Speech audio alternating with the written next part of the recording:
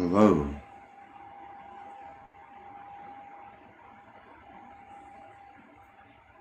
Welcome to the live.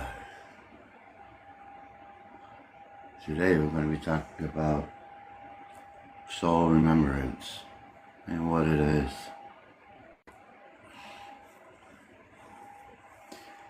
And I'm not inviting anybody up until I've finished talking about that. Then we'll have a questions and answers thing after. I have a lot to go through. A lot of a message came through today. And in the middle, I must have activated myself, which is interesting. But we'll get into that later. And I have 2 activations we can do tonight.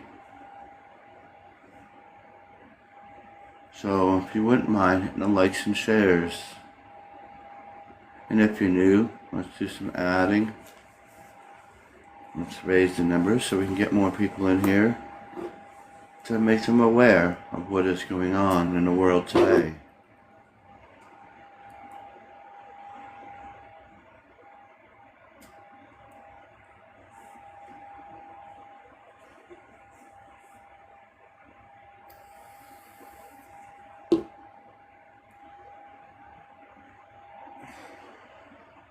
I love how they just move things around now on TikTok.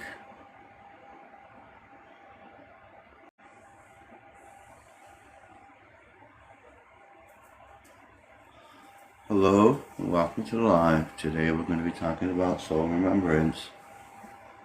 If anybody has any questions or wants a reading, let me know. That's what we're going to start this out with. So if you wanted a past life reading or a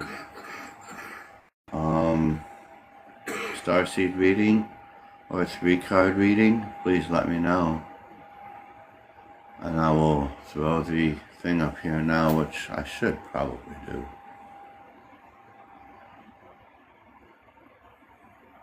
But, yeah. Let me, change.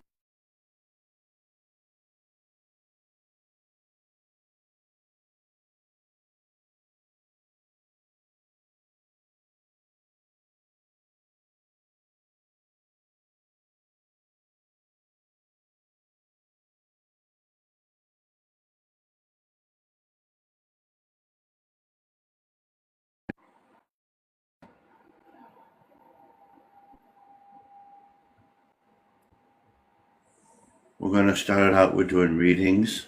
As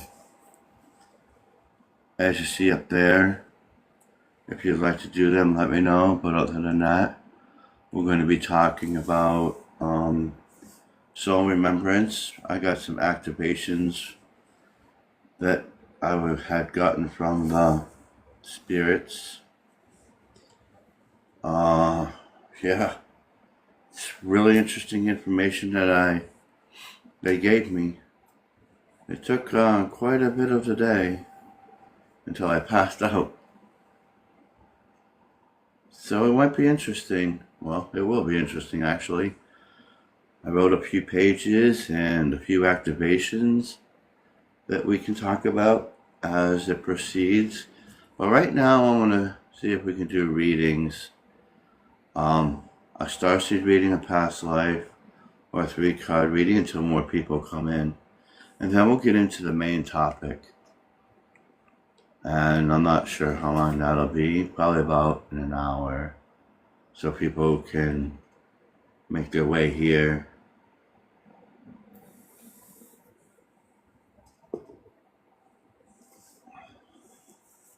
Hello, Monk. Welcome. Hello, Dale. I seen Dale slide in. Mike. How you doing?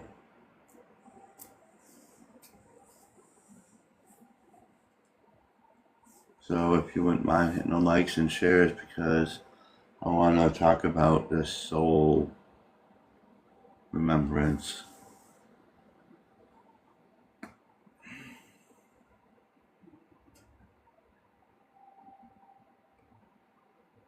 I'm not sure when the yaya is going to appear or the honey, but we'll just wait for everybody to finish up their daily lives and their daily chores or whatever they're doing so they can meander in to the dragon's realm. Hello, Linda, and welcome. Oh, I didn't even notice you down there. Hello and welcome, honey.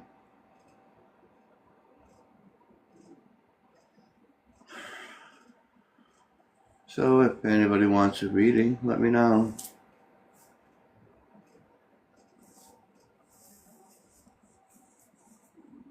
And anybody that want to do a reading, I can bring in a box if you want. But then when the main topic happens, I'm going to lower you down into the comments so I could focus more on the message that I'm going to bring to you from the universe.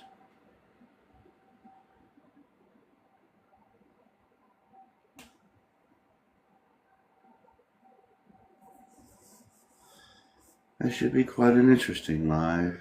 I hope it is.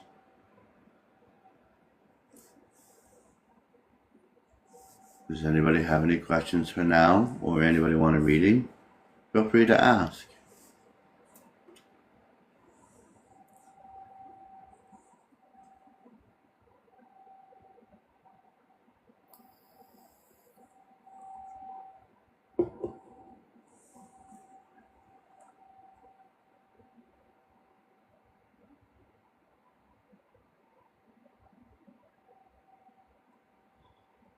Or I'll just start singing.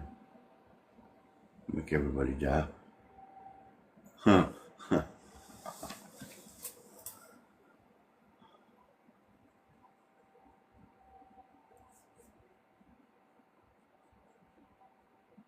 We want to make this collective grow with love and compassion. So I hope we can get more people in here and more people to follow our creators of our collective.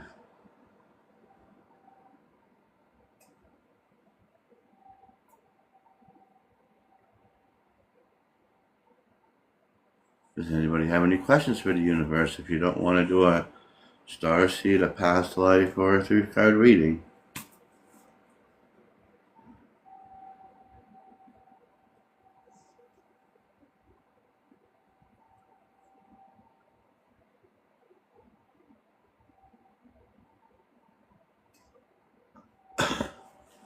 we're just waiting for more people to come in because I noticed some people wanted to hear the message of the soul remembrance and the activations that were written. I have a soul remembrance activation, which I kind of did to myself, and I passed out when something happened, but that was interesting. And then I have a awakening and a healing that I would like to do for people.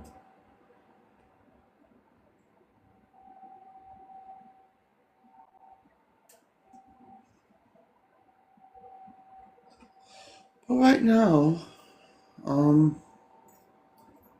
just waiting on the readings. If anybody wants one or has a question for the universe, with 6 people in there, nobody has a question, huh?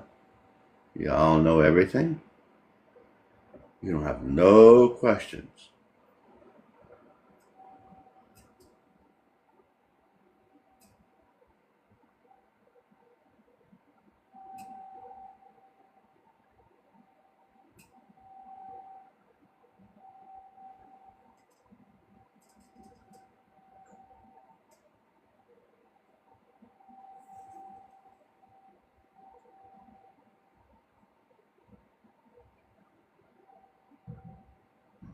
Yes.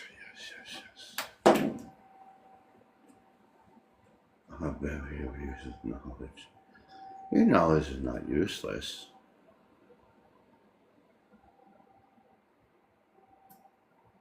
Did he try to pick you up? Wow. Was he trying to pick you up and put you in his car?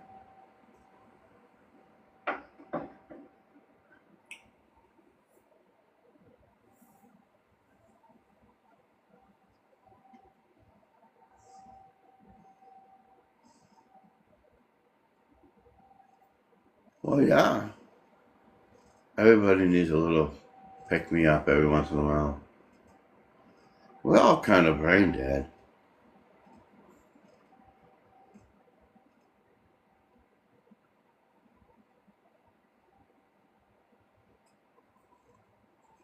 I'm waiting for, yeah, because I want her to hear the message too. Once she comes in, we can start. Wow, that's cool. Maybe you'll find Mr. Right, not Mr. Right now.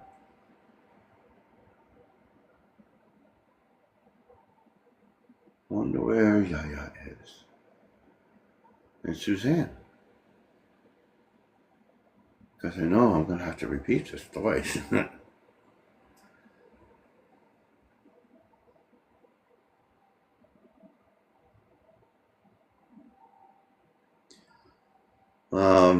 Yeah, I'm going to start the soul remembrance probably about 9:30. So if those that don't want to just wait, you can jump on then. We're just waiting for people to show up now.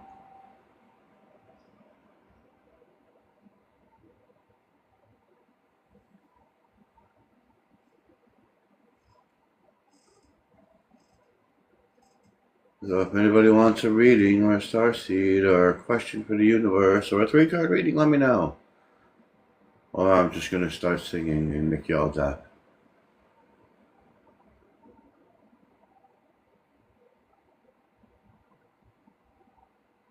Hello, translucent.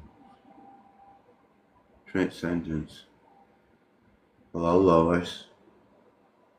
Nice to see you today.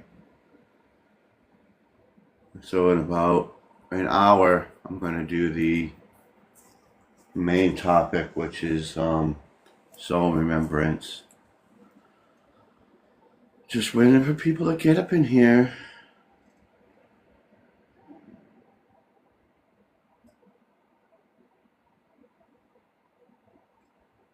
Does anybody have anything they want to talk about? Or anybody want a reading?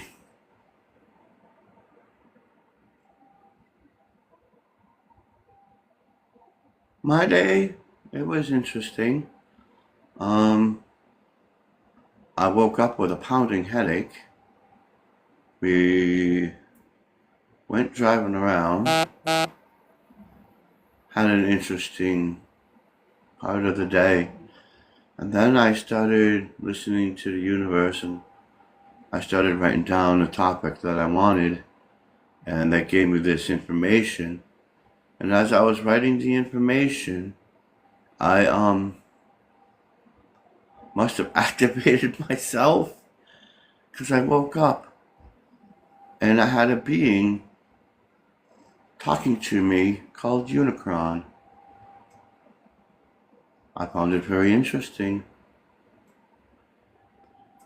And then I went and got some lovings from a doggy and a kitty and started finishing up the what I was going to talk about in the live. And I got a activation and a healing that they gave me to tell everybody. So, yeah, it will be interesting.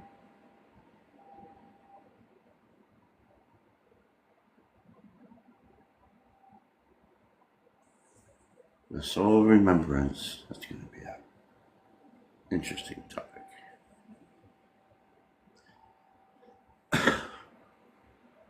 And I picked up clothes today. $5 for a big bag of clothes. That would normally probably cost me like $100.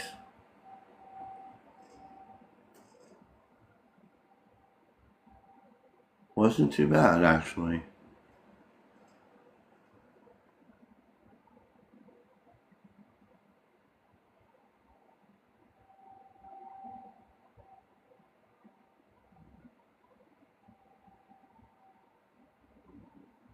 And my friend is healthy and happy,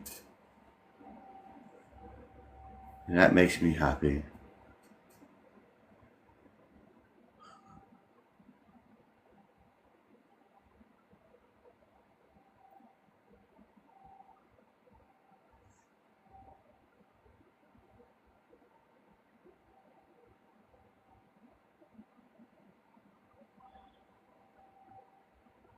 Me too.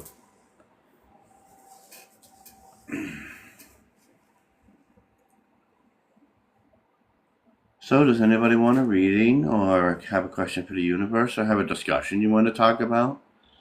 Besides the one where they're tearing up the White House and taking our Social Security and food stamps? Anything besides that? Because that really irritates me. Because of some red-headed guy that's doing his job and the universe just to be a pain in the rear.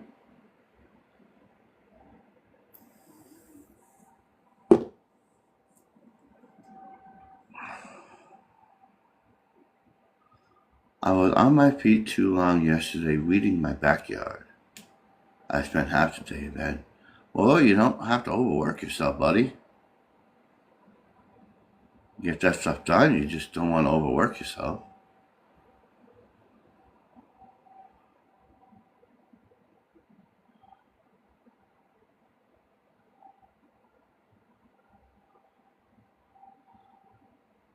Well, we'll probably get some healing today because I got a healing thing I'm going to do later.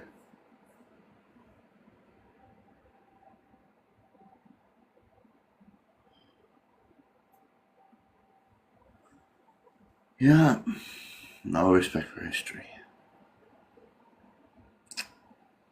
Nope. All for a ballroom. Yep, yep.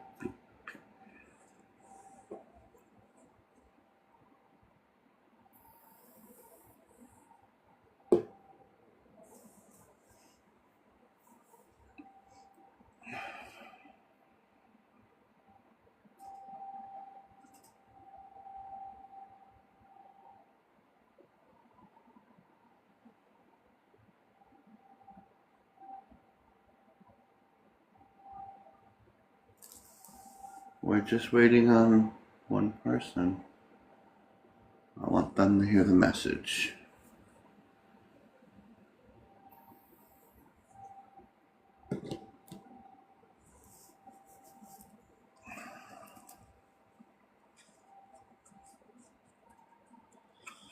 So in the meantime, does anybody want to do anything on the screen or have a conversation?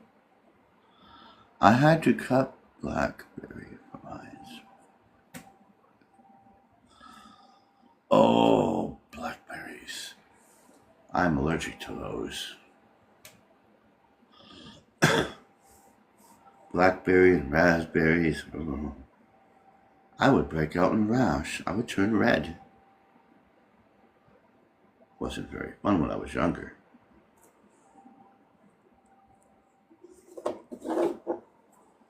I had an interesting thing happen, and I haven't brought it up yet, actually. Yeah. Um, I'm allergic to bees, and every time I get close to bees, they wail me. They always wail me. No matter what kind of bee it is, it stings me. Well, yesterday, was it yesterday? Or the day before? I think it was yesterday, though. This bee landed on my hand and walked across my hand. And my first impulse was to, get the hell off me. But I didn't. I looked down and I said telepathically, I was like, hey there, little guy, don't sting me. So I put my hand out the window and it flew away. As I watched it crawl across my knuckles, I'm like, oh no, one sting, I'm done for. So I put my hand out the window and it just flew away. I was like, whoa, that was a lesson.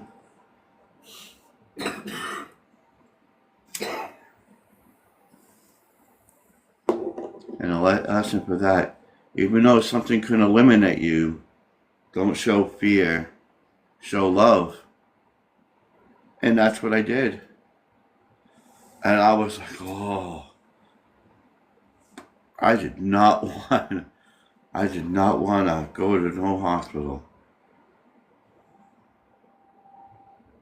Because the last time I got stung, they shoved a tube down my throat and shoved things in my leg. And I had a major headache. You would like the reading? What kind of reading would you like, Dale?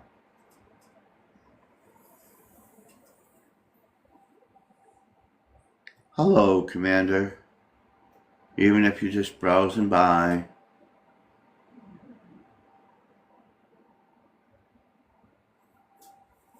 We're going to be talking about soul remembrance later.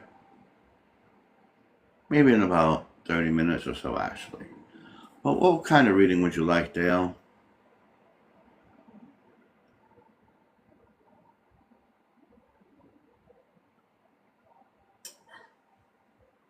You gave me one the other day from World War II. How about something before that, or just before that?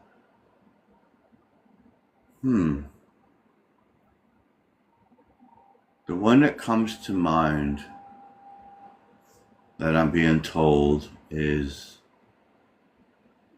that you are a horse rancher.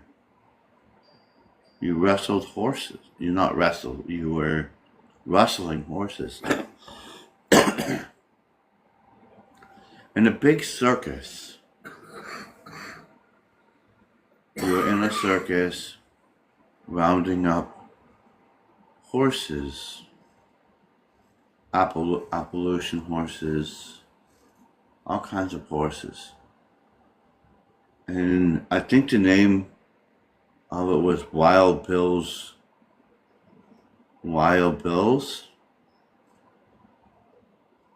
And you were wrestling up horses, and you were a horse rider. You were using a lasso to lasso things, and you were pretty good at it. A lot of people threw coins at you, and you became really popular for the circus, and they kept you around for a long time. Then when the circus went under, you decided to be a rancher, and you went to people's ranches wrestling the horses for them and capturing them. And you would break them in and tame them.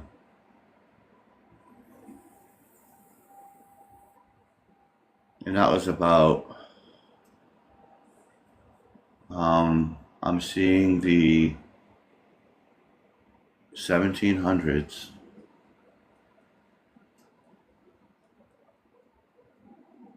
That's where I seen you before World War II, was the wrestling the horses for Wild Bill.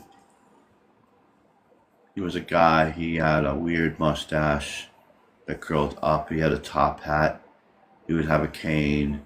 He almost reminded me of, he was a little bit funny. He had a top hat, he had a suit on, and he was always smoothing over people at the circus.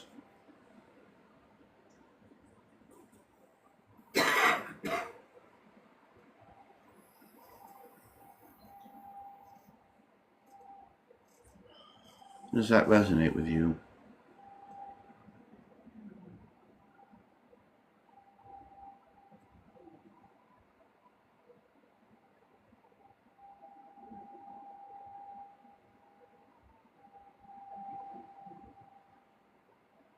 Well, later on, it might awaken more because we're gonna do a activation.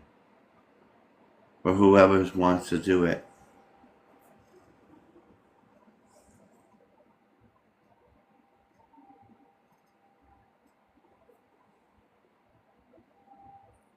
Is anybody else?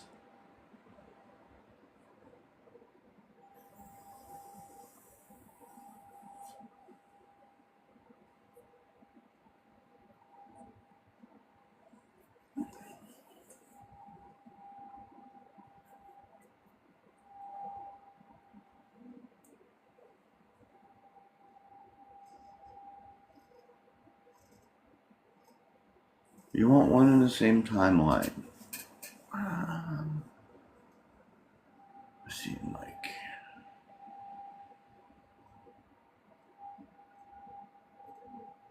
Where was Mike? 1700s.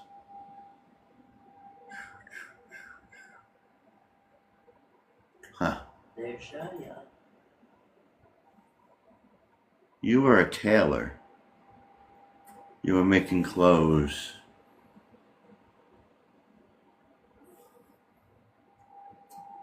You were making clothes for people that were going to sign the Declaration of Independence.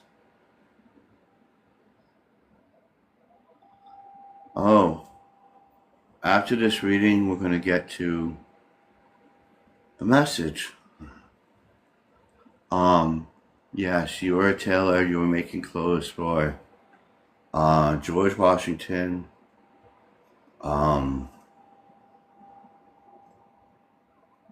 and a few other residents or people that were there. You made very fine clothes, and they were very happy, and they asked your input about the American flag. And you had a friend, and she made the flag. I can't remember her name, but you helped her make the flag.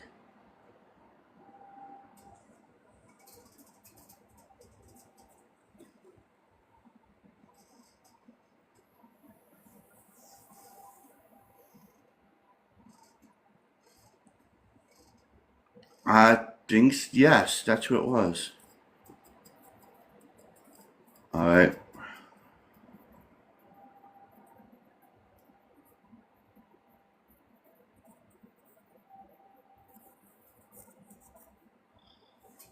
All right, we're going to talk about the soul remembrance.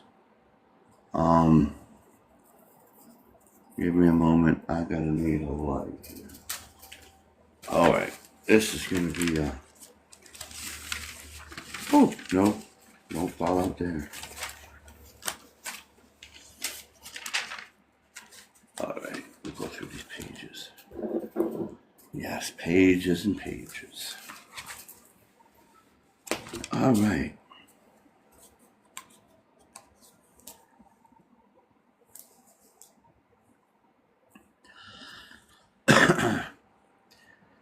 The soul remembrance is a process of an awakening ancient knowledge and wisdom inside of us, inside of all of you. Not just this time, but the past lives and memories, emotions and truths about our soul is where it's always been. And at times we get flashes and glimpses of who we were and who we are, and the purpose we have embodied depends on the energy. It happens when we feel a deep familiarity with places or symbols. We have vivid dreams or meditations. It sparks our imaginations. Certain names also spark that remembrance. You can start sensing a higher awareness and in your higher essence. When this occurs, it is the key to trust and be gentle with curiosity. Never force the memory. Allow it to come natural, unfold through the signs and the synchronicities, and your feelings your soul will release it into the divine timing.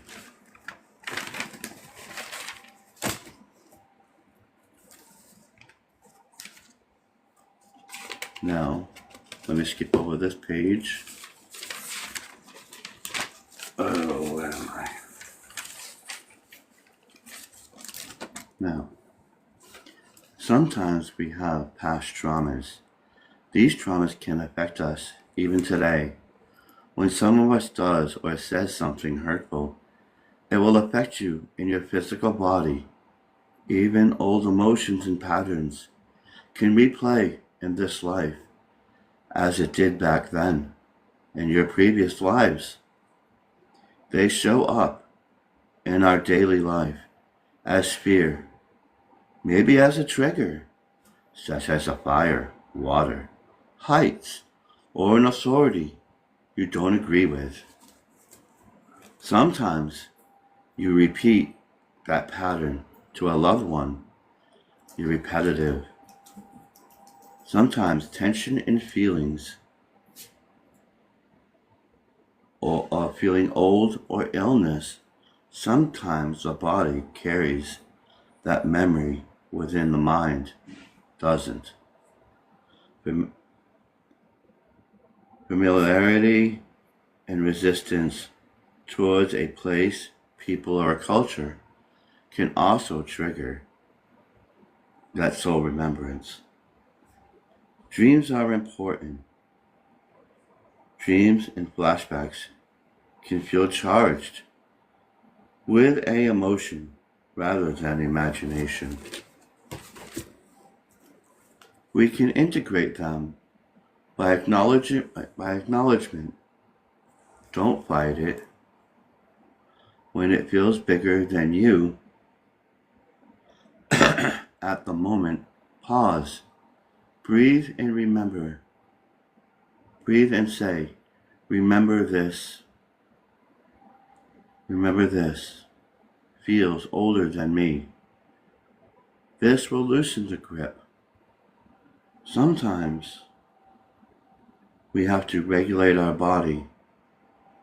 Breathe deep. Shake the tension out of your body and hands until you feel it is safe. The central nervous system must be safe so it can release the memory of that trauma. Feel and refrain from fear and the emotions. Let the emotion move through you. Sometimes we cry, we speak, we write, or we even write a story. Don't stop until the story is complete. You can also breathe. Visualization yoga meditation will help the body discharge that emotion and that energy you do not need. To condone it, only stop from carrying it and let it go. You're not erasing it, you're integrating it. Ground meditation, releasing old emotional imprints that are harbored inside of your soul. Now, if anybody wants the awakening and the healing, we can do that. Does everybody like that?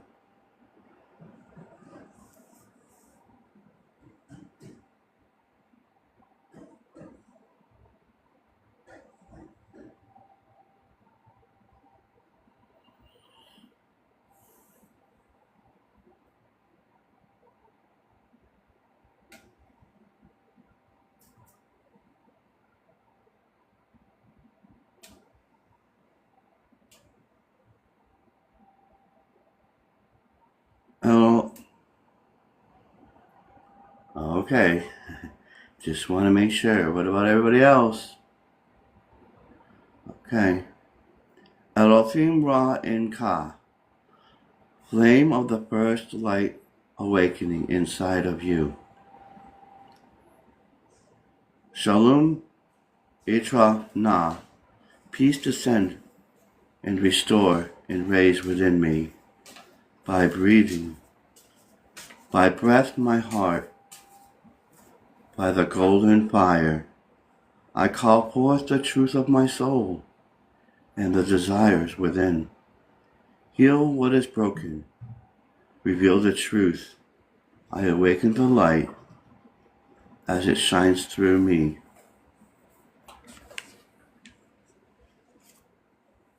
That was the healing. Did anybody feel anything within that? Or would you like me to repeat that again?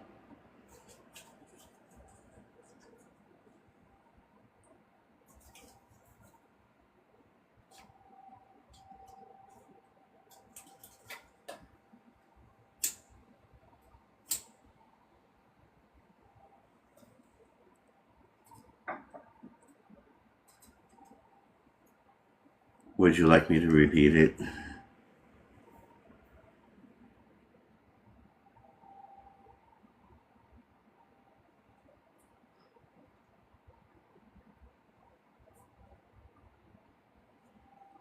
Elfin, Ra, and Kai, flame of the first light of awakening inside of me.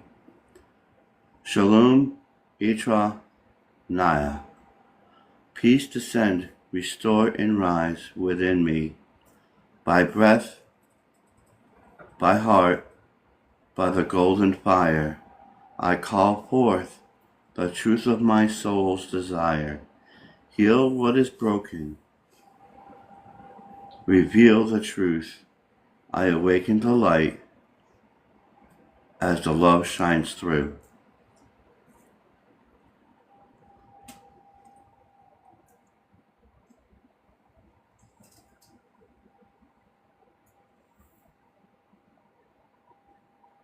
Does anybody feel anything?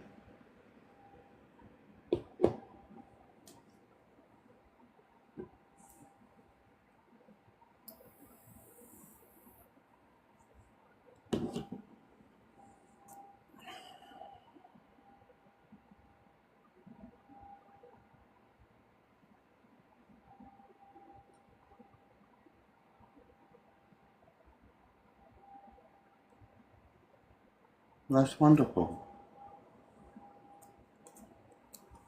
I'm glad that touches you. Okay, this next one is a little more in depth. Yeah, actually a lot in depth.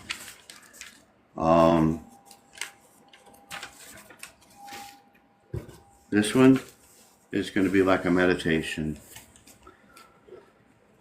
Okay, those that want the soul remembrance activation, would anyone like that?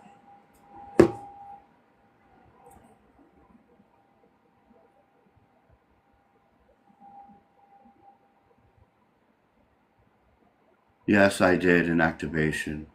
I did an activation of awakening and healing. You didn't hear that? Did you hear me the first 2 times? Yeah.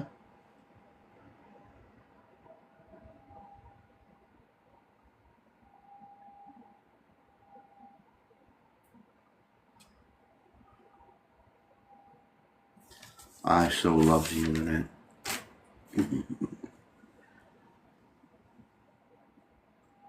You'd like me to do it again? Alrighty. Awakening and healing, Elohim, Ra, and Kai, flame of the first light, awaken inside me. Shalom, Ilatra, Naya. Peace descend, restore, and rise within me. By breath, by heart, by the golden fire, I call forth the truth of my soul's desire. Heal what is broken, reveal the truth. I am awakened. I am the light. As love shines through. Yeah, I'm gonna post that one. This one, this next one is pretty in depth here, so that one is gonna be a process here. Does anybody want the soul remembrance activation?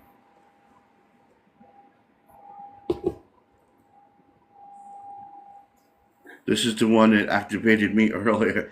When I read over it, I'm like, oh. And then I passed out and I ended up speaking to some being.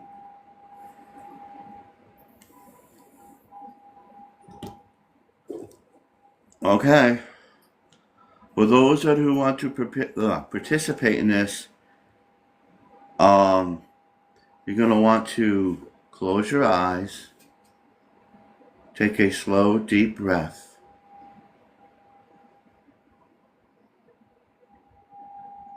Feel your lungs expand and your chest rise.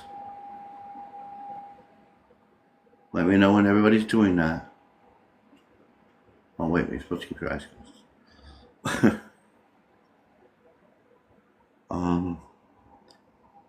Now exhale.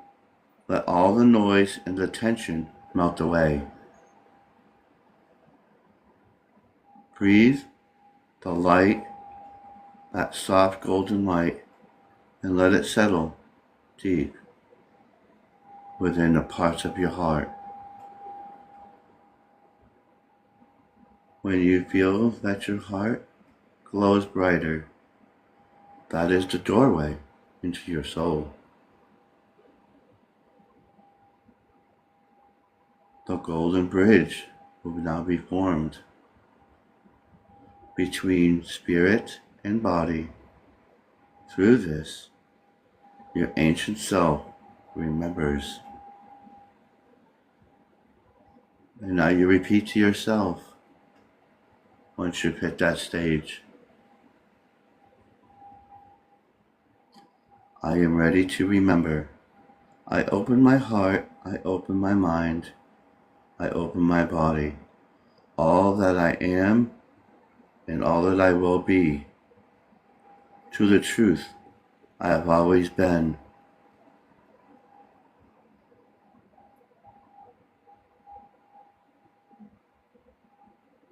Every cell in my body being awakened now to the memory of love and wisdom and the purpose. I allow my divine divinity to raise and live through me, and now, here and now, in this life.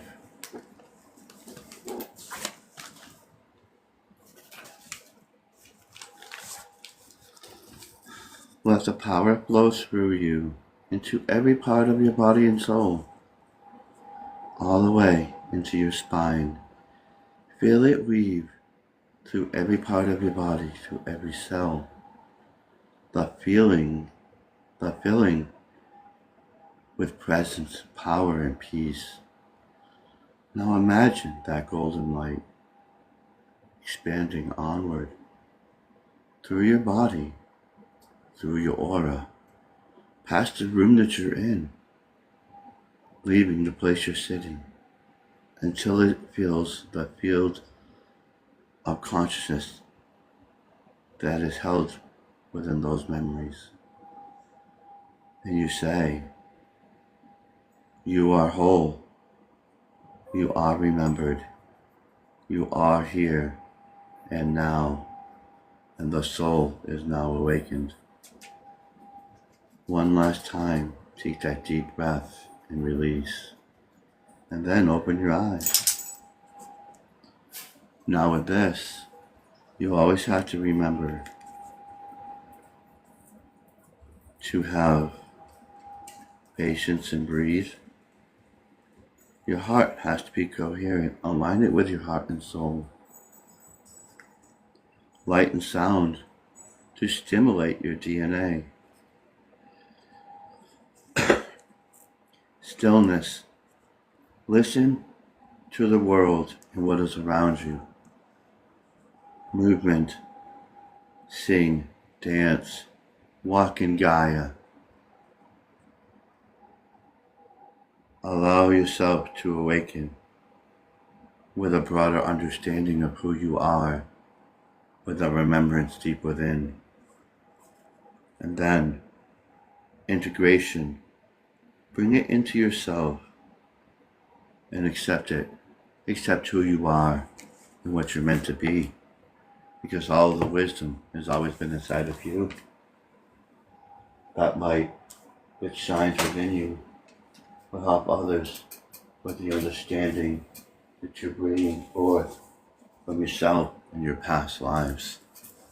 That integration will enhance your frequency, open you up to more abilities, more calmness, more peacefulness.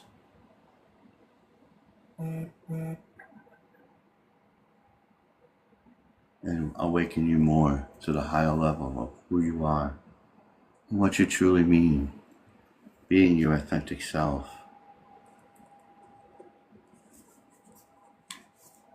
Does anybody have any questions?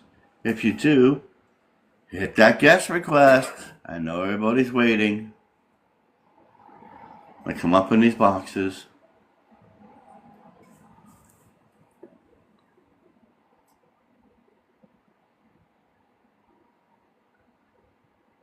Here we go.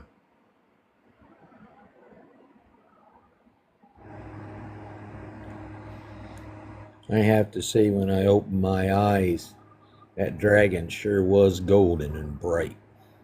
And that Sure first he breath, was.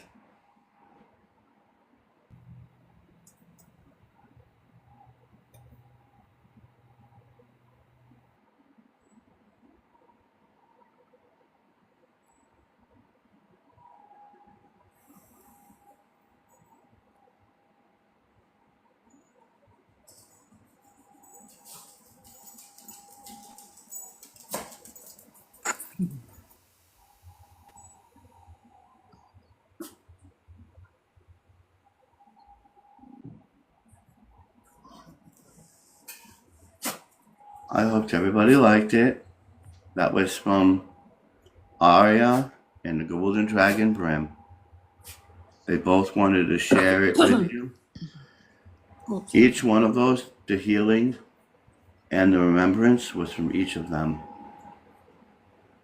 That was beautiful. You're very Indeed. welcome. Thank you. It helped me remember my own rainbow golden light that I carry, that I had lost since last year, and it helped me remember how beautiful and blinding it was at the same time. So, thank you. I appreciate that. You're very welcome.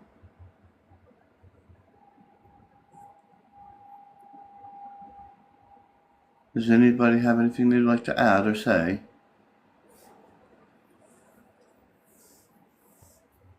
I definitely feel more connected with my dragonic energy, and then also more connected with my dragons as well. Oh, wonderful. I can even hear Because them breathing in their caves. that was Brim. He was the one who gave that message. That remembrance of and the activation was from Brim. The healing one was from Arya.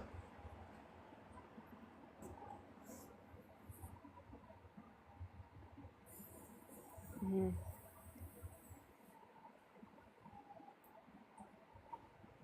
It was interesting. My eyes were so heavy I couldn't really open them. I had such a warm feeling. I was just like, I could have went to sleep at some point. I'd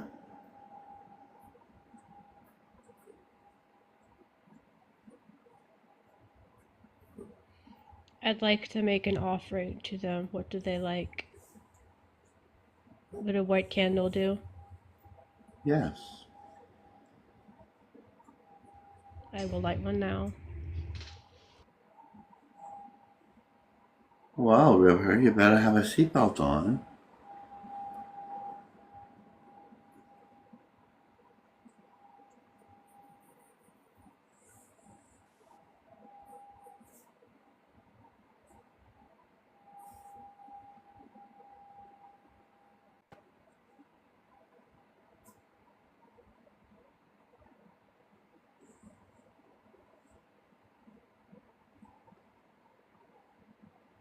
What did you think, Mike?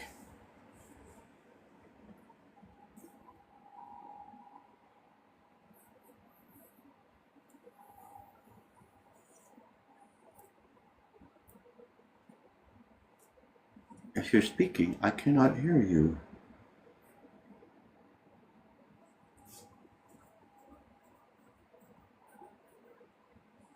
Hey, Mikey, no audio.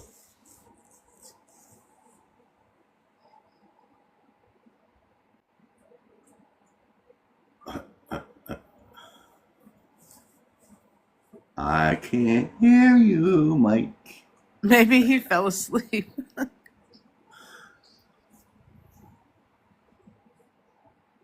Well, when he fixes his mic, we'll come back to him. Honey, what did you think? The first one, the healing one with Arya, it just made me start singing right away.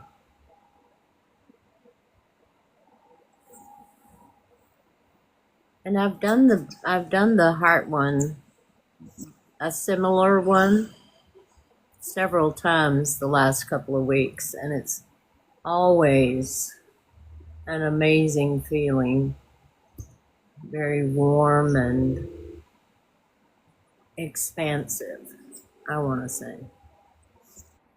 I'm glad it helped you. River, what did you think of it? Did they help you in any way? They were beautiful. Felt good.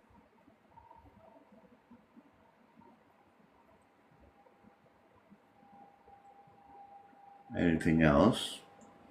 Thank you, by the way. Oh, you're very welcome.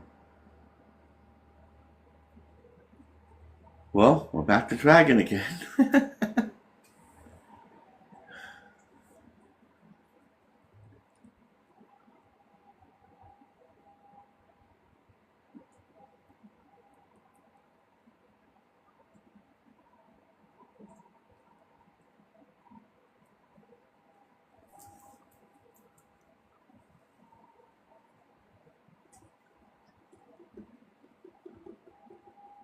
Linda, do you have anything? No, just what I said. It was very comforting. The first one you did with Arya, I felt it in my throat. Very warm, pulsing feeling.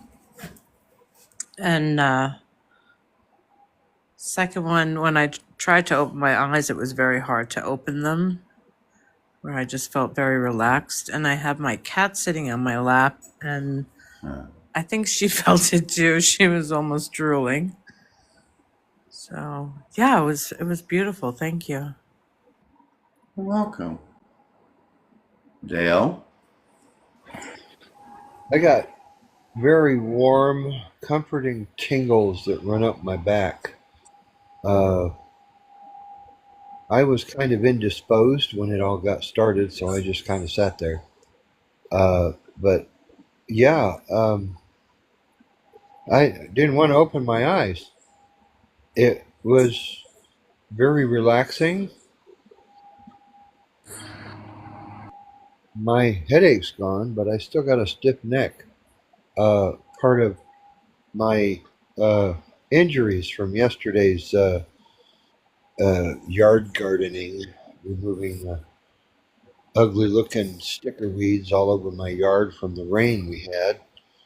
Uh, I've been looking down way too much with my chin on my chest and pushing the shovel across the ground, and it caused a, I don't know, a muscle spasm in my neck. I'm not sure what it was, but the the warm tingling that went up my back stopped right there, and it's not a pinching feeling anymore. It's kind of like a dull ache, kind of like what a cramp feels like after you rubbed it out.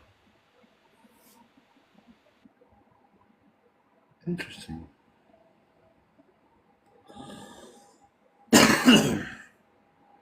Now, Mike. Can you guys hear me now? I Float can away. hear you now, sir. Lord have mercy. I Oh, yeah. done all that talking at first, and I reckon I was just talking to myself. Well, sometimes we talk to ourselves, and that gives us inspiration. Yeah, yeah. Because I sure like what I'm hearing nowadays, that's for sure.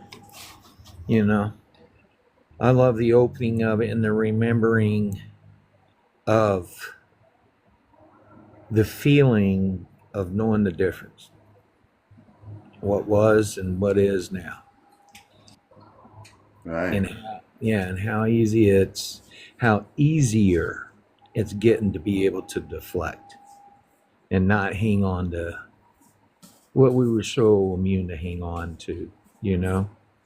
So got ourselves so comfortable.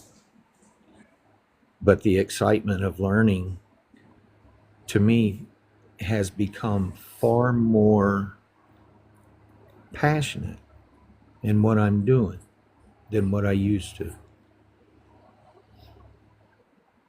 You know, Somebody has some special words for you.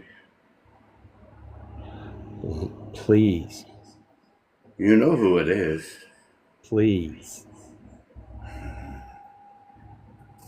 Monoko hone shini ahai o no de ka hana ki ato.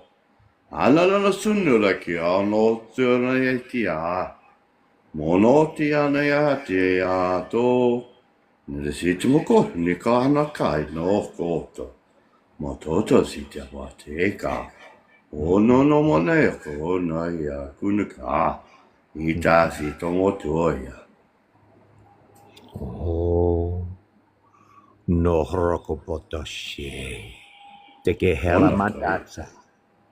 Toholo, toholo. Yeah. Te hela kamatase. Noko holomona. Te she hela kapatashi. Kalabatse. Mordecai. Oh. Well, He take me. said, for those that couldn't understand, he said, come forth, young brother, do not be afraid. For the world is nothing but an image and a shadow. Step forth with your light. Bring forth the love and compassion within inside of you, because you have awakened, my brother. Tohoro komatashe. And you answered back, I am awakened. I am ready to leave this human husk.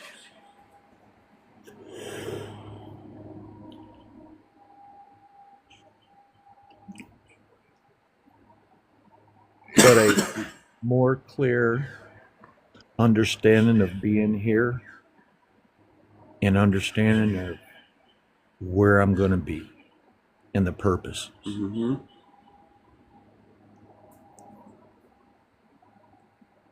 It just thrives deeper inside of me every time I experience this with you guys. You know, and with Gene and other people in my life. That is why we're here as a collective, to share our knowledge and wisdom with others, to help each other when we fall and stumble. We're all essential pieces and fractals to this big puzzle in the universe, this picture that we're all trying to make in this collective And we're learning of individuals. Yes. to grab each and every piece with respect and understanding and humble. And that way, once the pieces all come together, then all pieces shine with the same respect. I think that's a beautiful thing to thrive for. Yes, Lois, I can help you too. Just like she said, go to your quiet space within inside of your mind, close your eyes, and go within that sacred space of yours. Some people like a river, a lake, an ocean, or a desert, whatever. Just go to that sacred space of yours. Call forth your dragon, because everything that we call upon, our guides, the dragons, is coming from us. It's our energy, and it manifests itself in front of you.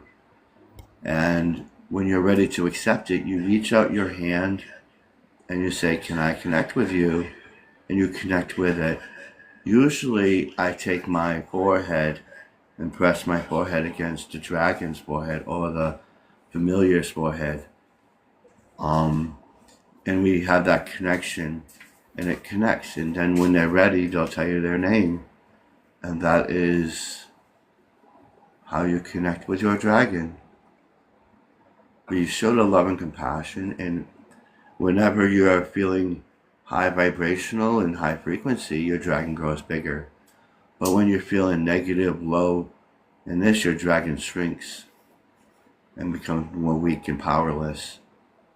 So, and when they learn, you're learning, that you're learning with them. A lot of people don't realize that part of it. Oh, I have a dragon, but you have to grow, you have to um, ascend higher so your dragon will grow higher and empower you as you empower it.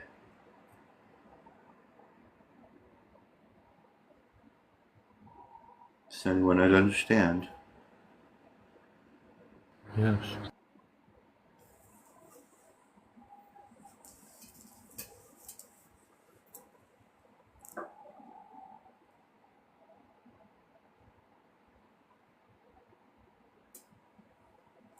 You do it when you feel the time is right. You like I said before, you can't force a memory. You let it come natural. How do you know it's natural? When you see the signs, when you feel it's the moment for you to connect or to do anything within your life, it comes natural. You feel it. You'll see the signs. When you see the signs, you reach out and you grab that. And you say, "Hey," until the puzzle is complete. And then you know that it is time.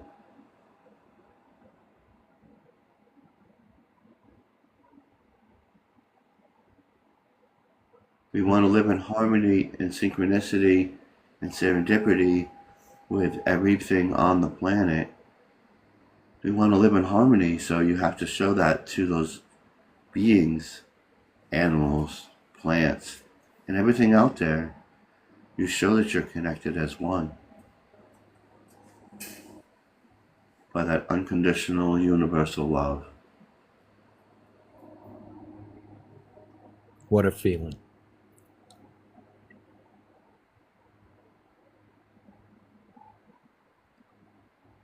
Everything grows with your energy. As much as you put in is as much as you get back. I often call that the equivalent exchange. You can't just ask for healing and expect it to heal you. You have to do the work too. You have to accept it. You have to help manifest it. We could give you healings all day, but at the end of the day, you're the one who has to accept it. You're the one who has to manifest it. We're only here to help and guide. Maya, what did you think of all this so far? I thought it was very interesting. I got chills. I'm interested in hearing the rest of your story.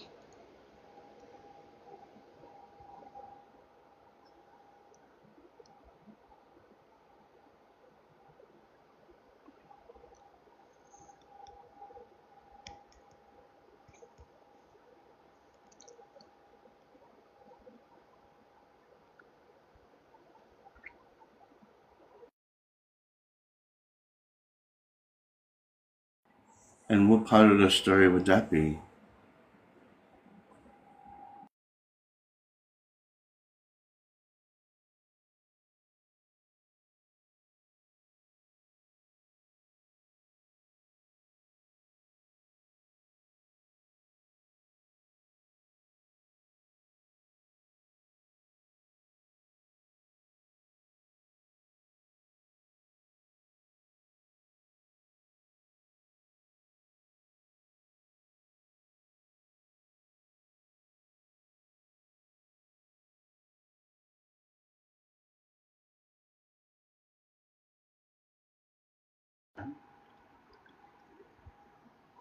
Well, they were all asking.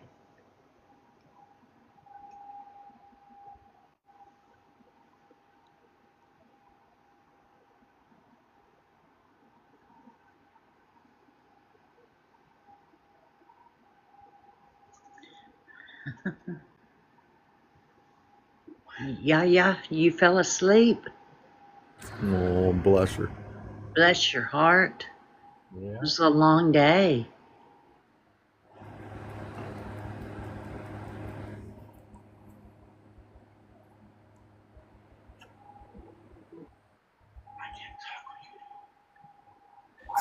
Ever since Mike said, "Oh, what a feeling," I've been dancing on the ceiling, so I'm not all here. Well, that's okay, Dale. You don't have to be all here. Just so there's a little part of you. But a dab would do it. Real cream.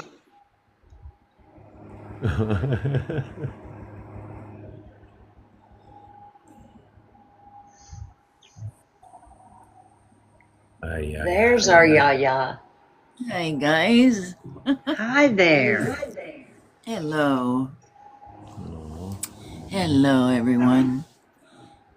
Hi, Yaya. Hi Rivers. yes, Hello River. Mike. Hello. So good, Hello baby. Dale. Thank you. Hello honey. Hello Dragon Cove. Good to meet you. Welcome in.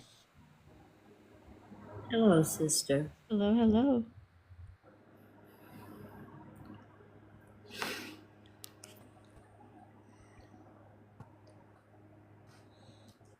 Is Paul here? Yeah, he's here. Yes, I'm here. Did you miss it?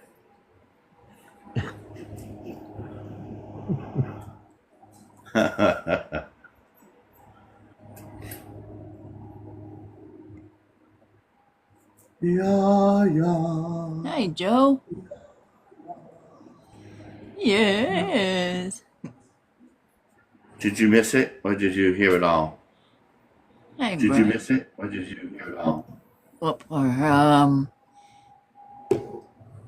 What part? Oh, she, Oh my. no, she fell asleep. On the meditation? I heard Yeah. the golden heart, the auric field, and expanding outward. And then I was reciting something, and Honey started singing. that's, oh, really? Yeah. Oh, You didn't hear that's the beautiful. remembrance part?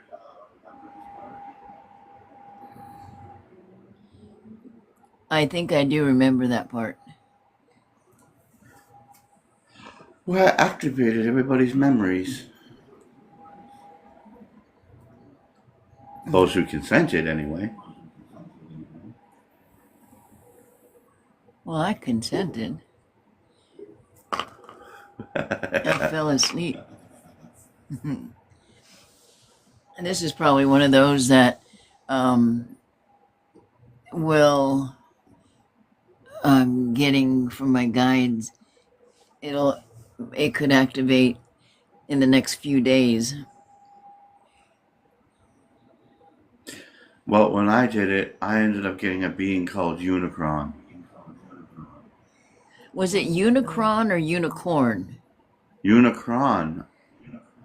That because when I was in a live today, that were you in Fitzy's live? No. Well, there was a few folks in there that asked that question. Who was I read it as unicorn, but they were asking who that was. So it's interesting you had that name in your sleep wake you up. Yeah, because I did that. I did that. I was like, okay, let me write this. The universe is giving it to me, so I'm writing it down. And then I was reading over. I think I activated myself without even realizing it because I had written it down, what they would give me. My eyes were closed, and I was just writing some of it. And I went back and I was reading it, and next thing I know, I'm out cold. I wake up, Unicron. And then I heard this voice, it was deep, it says, I am Unicron. And I was like, oh crap. Uh, now is he with the the three-eyed atlas? I have no idea. He just came when I did that remembrance thing, he came out and I heard it. And I thought there was somebody in my room for a moment. I'm looking around going, what? Oh wow.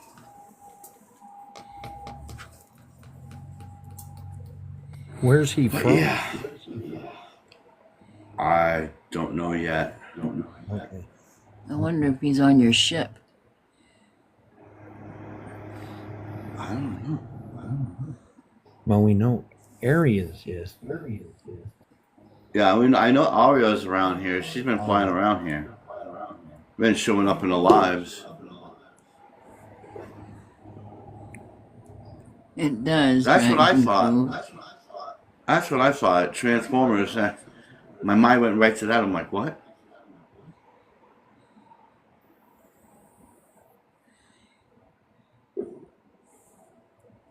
But no, I asked a few people, and the people that answered me said, it's he's a creator and a destroyer,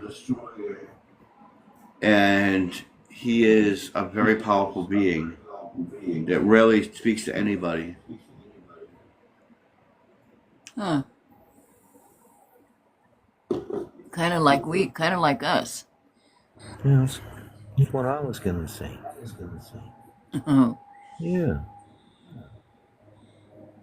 if you think about it, yeah, he does or he doesn't, or he doesn't, or does. They got my merge wicks right there. Trying. Uh, I was trying, yeah. Oh, so does Honey, you're anybody get any quiet. remembrance? Hmm. I did. I got a remembrance that I am of the dragon current, and it's not just from this lifetime, but previous lifetimes. I don't know if that sounds crazy or not, but I feel like I am connected at like a universal level, if that makes any sense. Yes. And like my energy is of that same light, of that same current, and that I'm that kind of light being. Almost like a you know how like they have what they call dragon star seeds. Yes. I felt like I was of that current, of that same light and airy but loving energy. You are. this is a remembering moment. Uh-huh. So my guides are telling me that Unicron is showing up now for a lot of people lately because it represents a global field of consciousness while we're dismantling and rebirthing our systems of polarity. The mind needs a recognizable vessel for all this vast energetic movement that's been going on. And we're sensing that activation of a compression point, a convergence of the shadow and the light aspects within the collective. And so it symbolizes the consuming of the obsolete, the egoic constructs, mechanical dependencies, and false programs that don't serve us anymore for the ascension. He's showing up now to so many people because so many are ready now to see it where they weren't before. They're ready to see it now, less as destruction of evil, not an evil destruction, but alchemy. And so it's when he shows up, there's an ending as well as a renewal. And we're all tuning in to these higher frequencies, and we're going to feel this pressure of dizziness or waves of chaos in our dreams and field of interactions. And they're saying, don't fear it, acknowledge it as the shadow aspect of source that is returning to balance. And they want us to use the violet gold light if it into that image, if it appears, and ask only what serves the highest harmony be retained after the transmutation.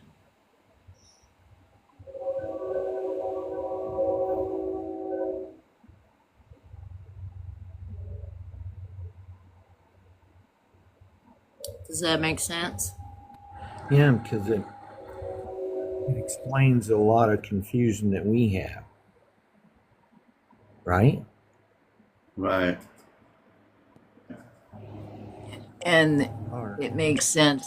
or, About 3 o'clock this morning, I woke up in just a high anxiety. Like I haven't done that in a long time, and so I had to breathe and center myself, and I wondered what that was. This week's been a lot of I don't know about you all, but it's been a lot of heavy. Well, it's been a lot of energy, a lot of. I guess last night was a big solar event, and so that makes sense, honey. That makes yeah, it makes a lot of sense. Thank you. Well, I don't know about you guys, but I've been living on my grounding mat, and the cat doesn't even want to sit in my lap anymore. He wants to just lay on the mat. And we both are just vegging out, because the pressure just feels so heavy. It's almost like I'm having that pain in my heart again, like I was before.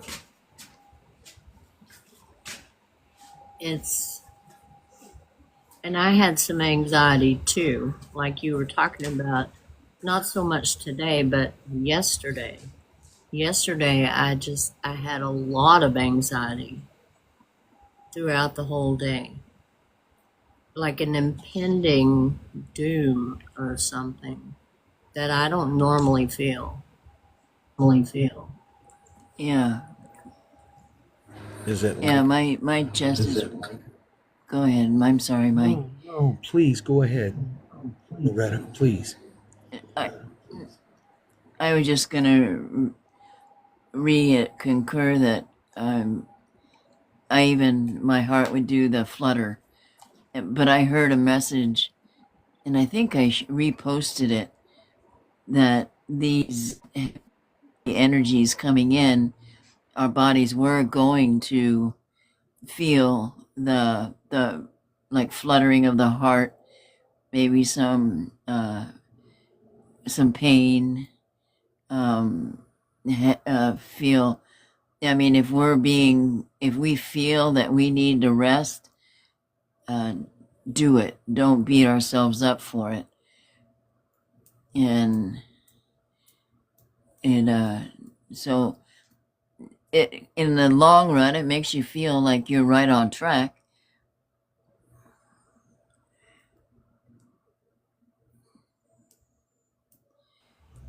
Well, just talking about Go it, ahead, Mike. just talking about it now, I've got this like a beam coming down into my head and down through my whole body that I'm just tingling. Um, like I'm getting, like when I get a download. Wasn't that what you were exactly feeling when we talked when you were on the, what's that, ley line on vacation? Coming through your crown. Yeah, I get a lot of downloads that come in like through my crown and down.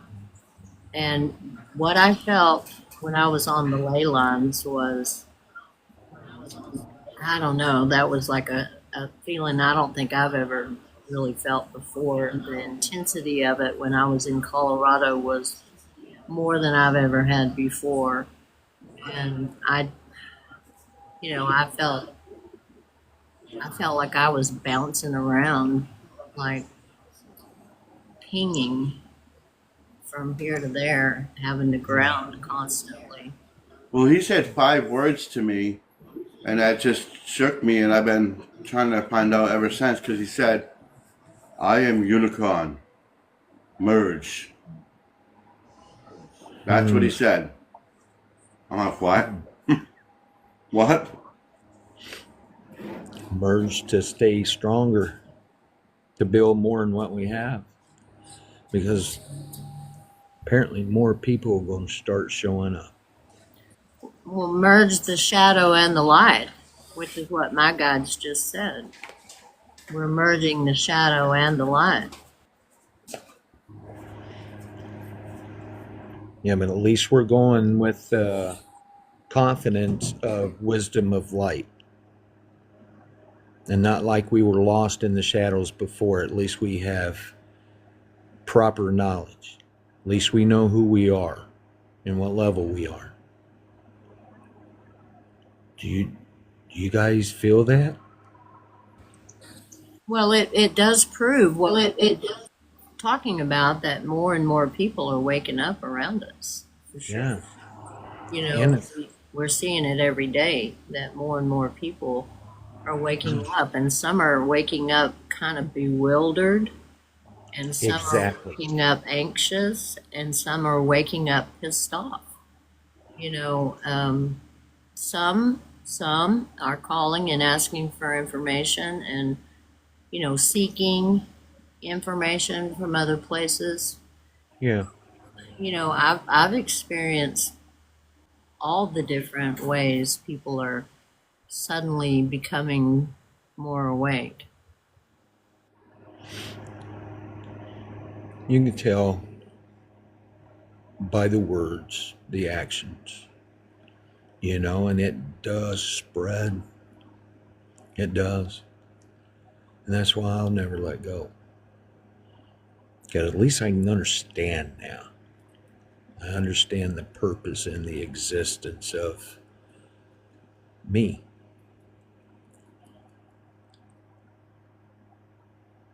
And I love being able to be of help in its own timing and not for me. Because as far as I'm concerned, I already gave my gift to me, and that's the awakening. And where we go from there, it's just beautiful. There's no doubt, there's no fear, there's no greed. It's just ever-flowing, free love. And that right there is my own motivation just to keep the light words going, no matter how quiet we may be sometime, no matter how confused we might sound sometime. It's okay, because we're all approached on these different levels of our existence. And I think that is so comfortable.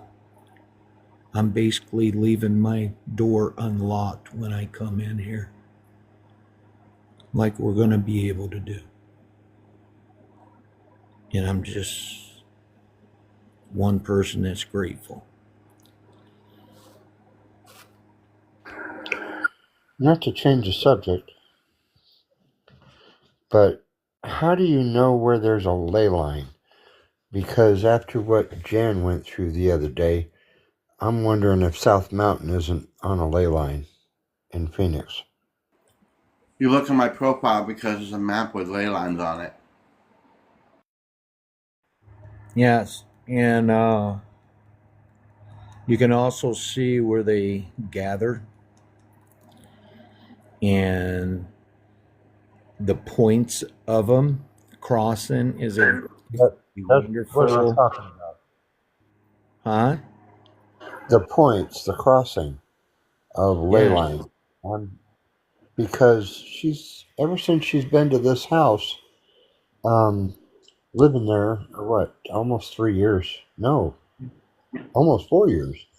Um, she's had experiences, not hauntings, but she's sitting there all by herself. Nobody else is in the house, and she hears a conversation going on. And she goes to the back door, and there's nobody back there. And she goes to the front door, and there's nobody out there. Uh, and she was really confused. Why is this happening? And I'm thinking She's that sitting on South a rift. Mountain. Okay, explain what a rift is. A rift is like a tear and a fracture through one universe to another. Usually you can see or in hear others from another universe. That's what it is.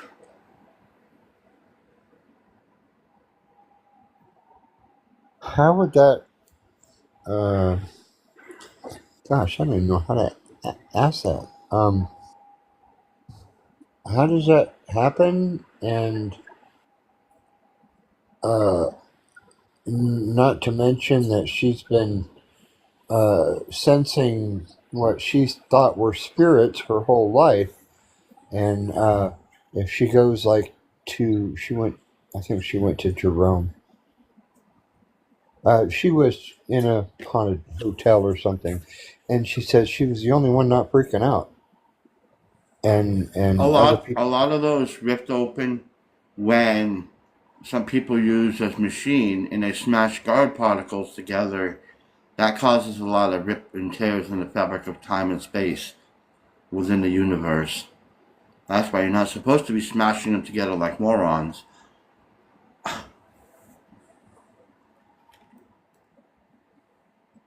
Oh yeah. Oh, and something I don't know if that's going to make any difference, but I was watching a music, a guy playing music, and the camera just had a shot of the turntable, and he says he keeps getting hit because now uh, TikTok is saying that you have to have movement in your screen when you're doing a live show.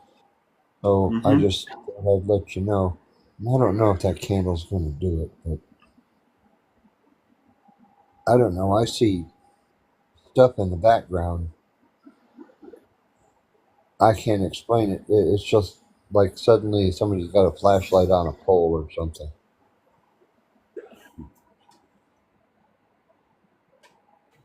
Well, one of the other things too, Dale, we talked about this the other night, is the timelines are collapsing right now together.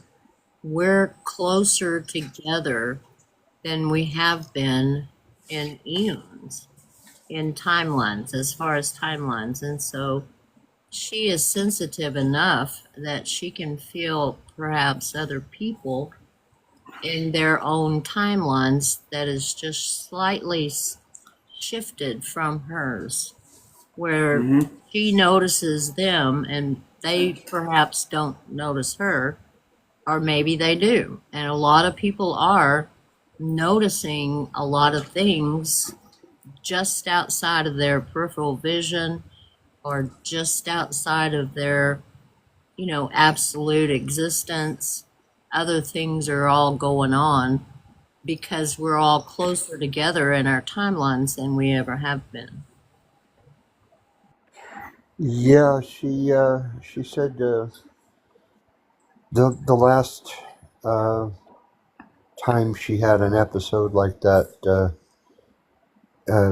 there was a reaction. Um, she actually looked at her and said, "Hi, I'm Jan. I can see you. What's your name?" And the I don't want to call it an apparition because it wasn't a ghost. She said it was like uh, a short circuit in dimensions. They were touching or crossing or something, which is why I asked about the crossing of ley lines.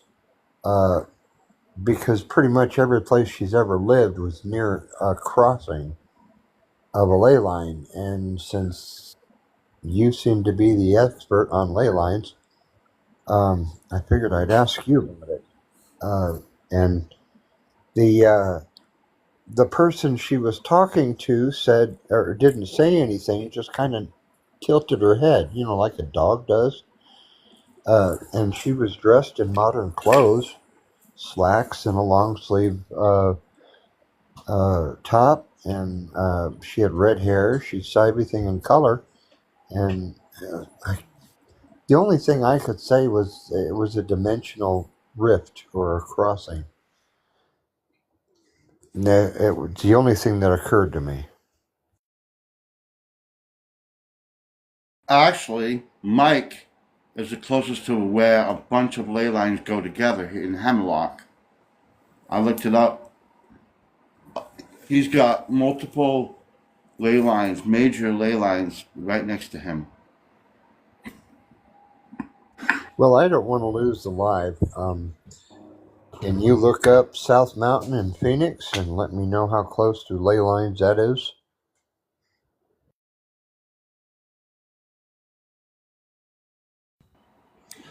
What Well, was that again? he wants to know about Phoenix. What, the how the well, the way it was explained to me, Dale, is that the ley lines are changing. There are ley lines, but the convergences change. They don't stay constant. It's not a constant convergence. And when I went to Colorado, my guides came and got me and said, "You must go get on this live right now." And I had been having trouble with my Wi-Fi the whole entire time I was there, unable to even be on our live. And I thought, well, I'll try, and I went, and it was James, and then he was on his chat GPT, and his girl came on and immediately said that the reason I was where I was in Colorado at that moment was because there was a convergence between Texas and Colorado because of the recent events that had been occurring, and that I was supposed to be in Colorado to help transmute some of the heavy, dense energy from Texas up into Colorado at that very moment, which was pretty wild in my head because this was a trip we had planned a year in advance. So, I mean, it was just meant that I was supposed to be there at that time to help transmute some of that heavy, heavy energy. And the reason that I was feeling so odd and off kilter the whole time I was there was because I was pretty much consistently transmuting the whole time.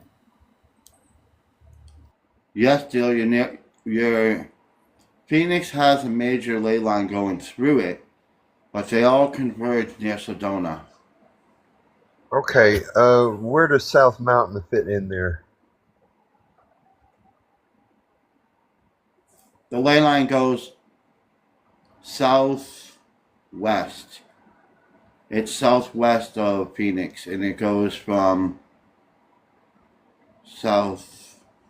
southwest to southeast. It goes in that direction. Goes right through. So I'm not sure. It's on the right side of Phoenix.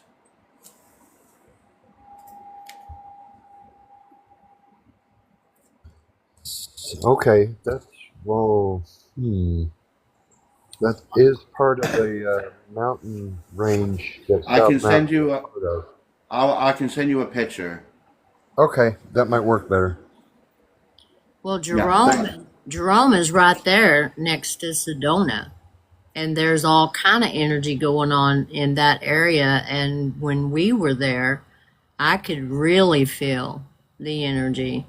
It was very, very strong, and all of those storefronts and hotels, and um, I think they were kind of weekly rentals there in Jerome. They were all advertised as being, quote, haunted or whatever, but I know the energy was exceptionally strong, and I could literally see it in the air, see it in the atmosphere. Standing up there looking out over the mountains, you could literally see the energy with your eyes.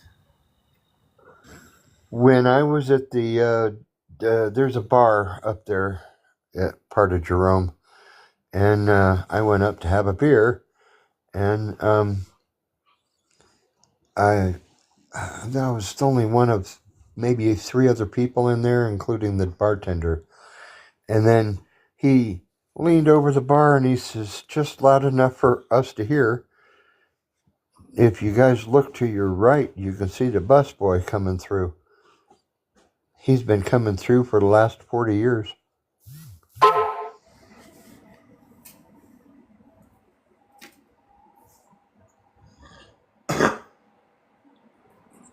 Well, that's what's called residual energy, where the energy's been there. It was so strong that it's just been there and keeps repeating. It's like on a loop. Yeah, I couldn't remember the word residual, but thanks.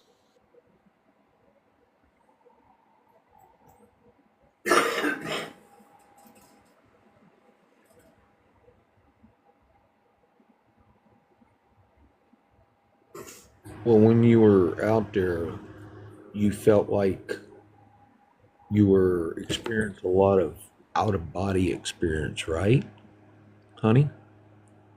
Yes, yes. I felt a lot of like I was not in my body, perhaps beside my body. Um, that Yeah. happened.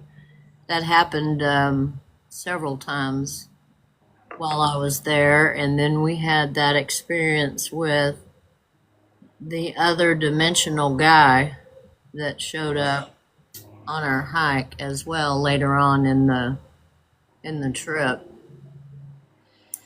But in Sedona and Jerome and around those areas, you can really, really feel it, and you can actually see it. It's it's, I don't know how to describe it other than like like you're looking through a lens and it's coming in and out of focus constantly, like it's trying to focus before before you're taking a picture and your camera is trying to focus on it, and it's kind of coming in and out of focus. That happened a lot, Yeah. both places. But especially when I was in Colorado, I was not I wasn't myself. You were receiving energy. I was receiving something. You sure were. Yeah, it was pretty wild. Yeah. And you said you never experienced anything at the Stanley Hotel, huh? No, the energy was dense only because there were so damn many people there. Yeah. There were just a lot of people there. And so you had energy of all types coming in and out of the hotel that we were staying in. And then when we were in Estes Park walking along the river walk, there was a lot of energy, a lot of people.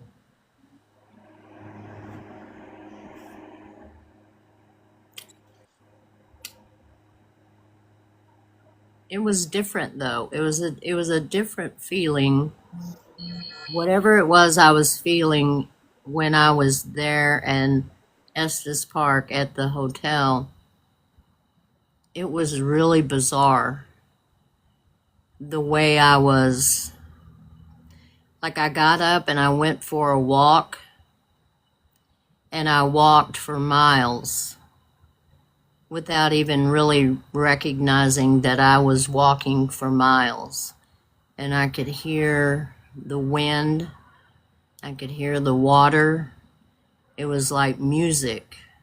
The way the wind was blowing through the leaves and the way the water was running along beside me. I had no idea where I was going. I just was walking and walked, I think somewhere around 8 to 10 miles, just walking and not really being in my body that whole day.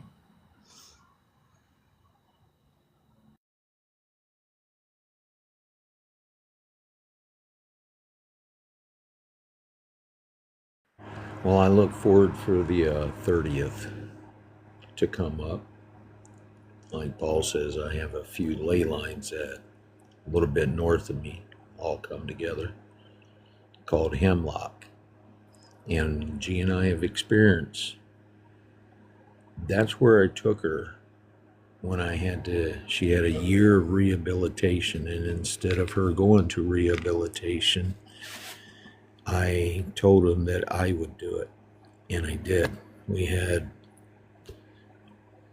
one heck of a bonding, but Hemlock is where she rehabilitated her back. And on the 30th, for I believe it's 12 hours, and I remember correctly, it starts here at 11:45 a.m. In that time, if you're able to come even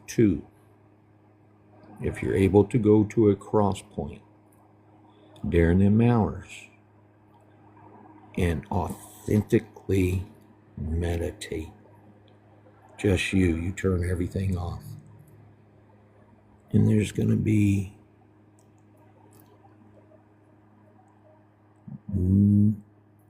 new revelations in yourself. Elevation will be amazing. You could put any word on it you want, but at least I am looking so forward to this just because of the growth that I've experienced already. The elevation that is possible for all of us. And it doesn't mean if you're not close to a ley line, there's no meaning to that. If you have an opportunity, the meditation and them points,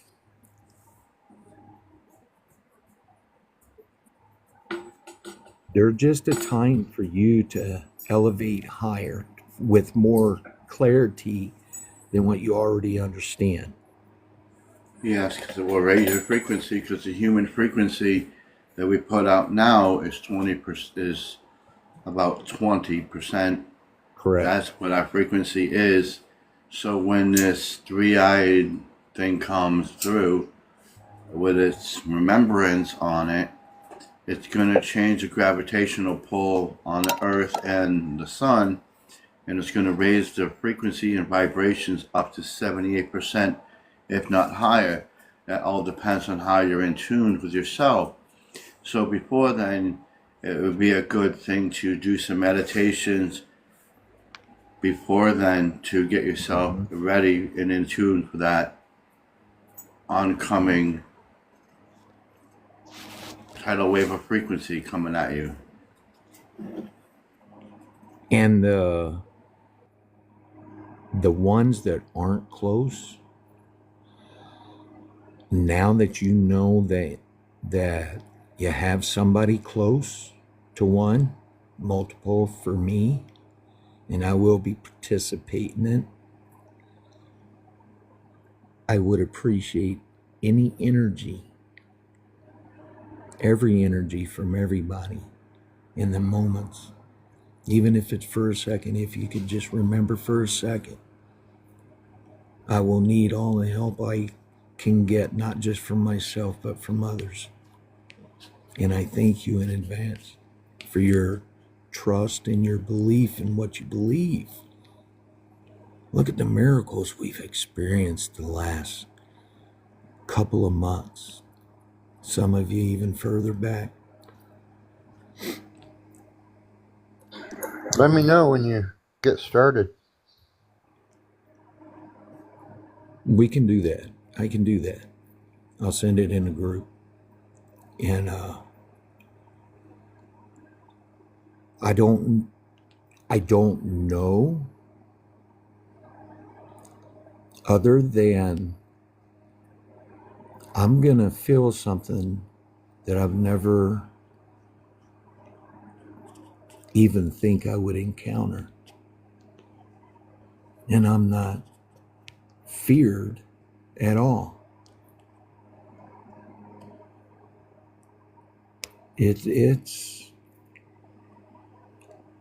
It's close, it's near,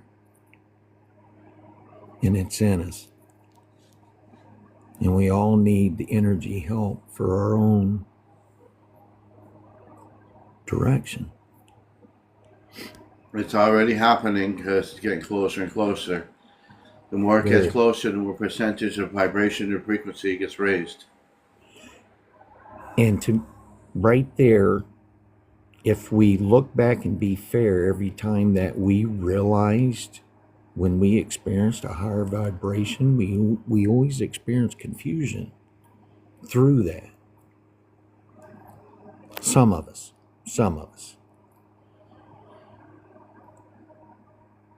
I guess that's the, what's that word? Programming that we were so used to for all of our years, some of us. Yes, and that's why I've been having these lives. If anybody noticed, it's about what? Remembering who you are and being your authentic self. Yeah. That's what the revival, that's what remembrance, and that was what the dreams were. It was all part of the initial process of going through so we can remember. So when this happens, we'll have a lot more memories. Not just, who said this earlier? It's not just a remember of our past lives, it's remembering of our authentic selves, where our powers lie, where our abilities are. It's not about, well, it kind of is about our past lives, but it's remembering your authentic self. That's what they're bringing to us. And they do this to all the planets when they come across that. Bringing our authentic self out. Being that true self.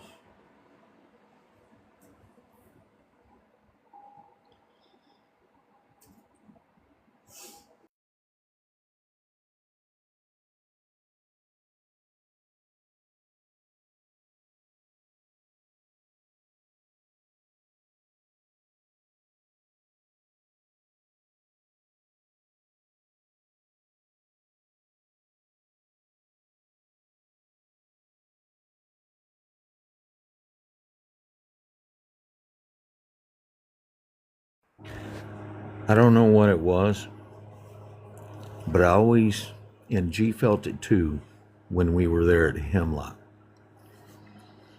I understand the connection now. The awareness of the difference of shadow and light.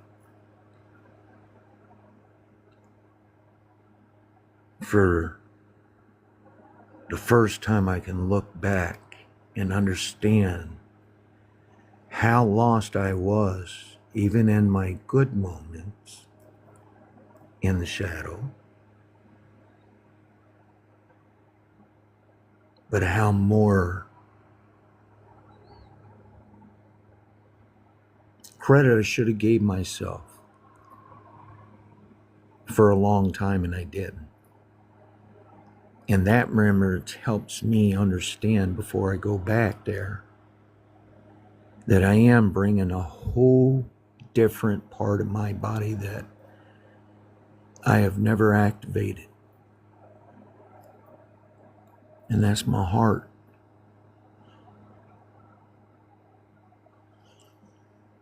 What a glorious moment. I don't know why. I didn't ask. But it's not my direction to deny it either. So I will face it with all the faith I have and the confidence I have of what I've experienced and learned and put forth in the healings I've shared with you.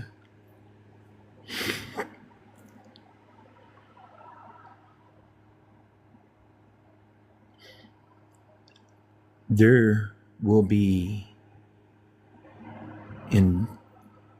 indeed strong healing that I will be generating out of me from my heart to all the ones that I've learned in my life, from the shadows to this light, all of you. And you can't really blame me. That's what you get for showing your love to me. I mean what I say. I don't leave you guys when I get off of alive. How could I now? This vision is getting clearer.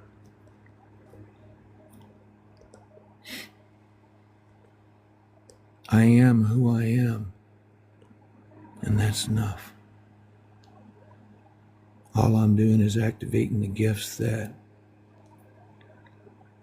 I've hidden for so many years.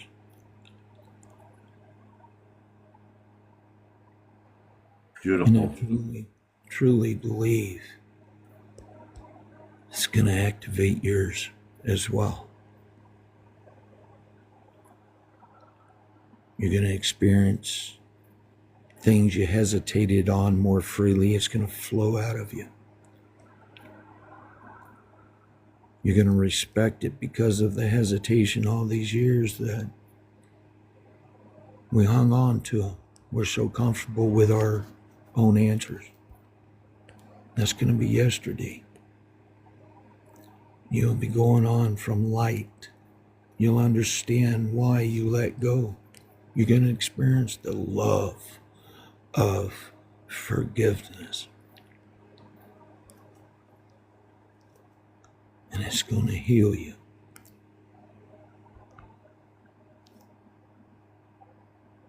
I don't know about you guys, but my body is chilling from head And it's to just toe. not going to affect just spiritual people. It's going to affect everybody. The non spiritual people and the Christians. It's going to affect everybody. Yes. So Yes. it'll be a most exciting time in the world to see how everything changes for those who accept it. Some people will just not accept it and think their way is the only way. But is it really? We are here. We have been here multiple times to experience the love and light within inside of us, to share it. And all we have to do is accept it, accept the source, the light, accept God, whichever you believe.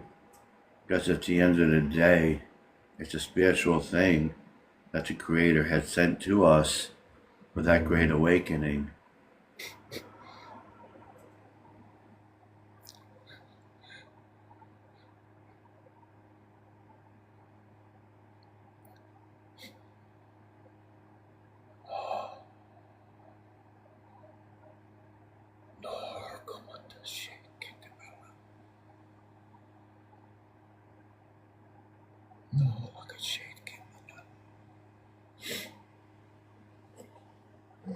And Lavender joins at the end.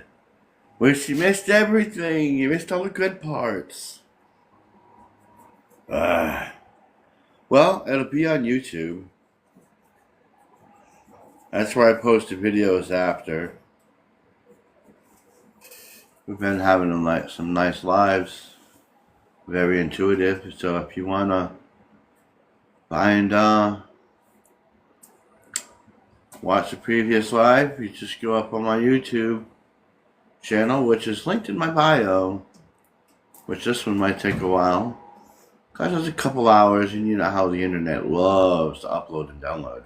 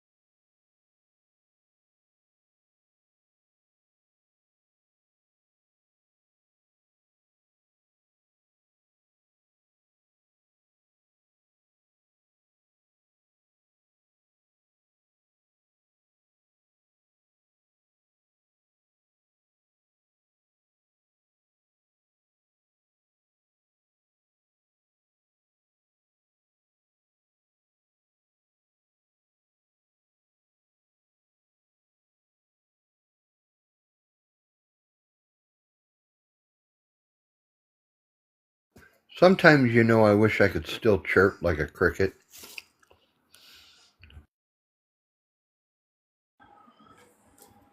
Right? We got a lot of people quiet. We talked about soul, remembrance, we did activations, we did healings tonight. And I'm still hearing crickets. I think everybody's pretty much content at this point.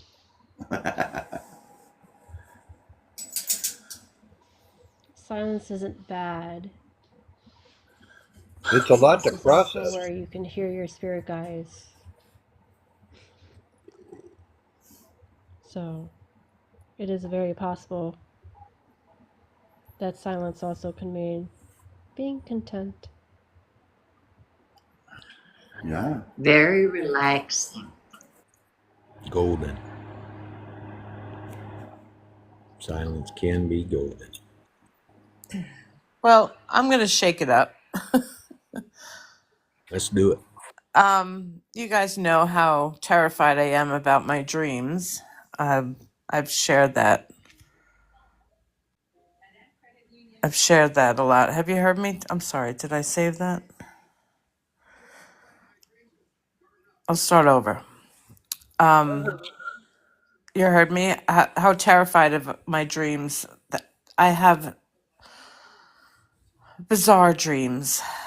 But I've taken a different path, and started to embrace them, to try to understand them, because what you've all given me the knowledge of is my dreams have a reason. They're telling me something, and I'm trying. So I'm going to share a dream that I had, not last night, the night before, that I must have came from the dinosaur era, caveman, I don't know, because I was teaching people how to cook. Oh God, how do I say this without sounding crazy?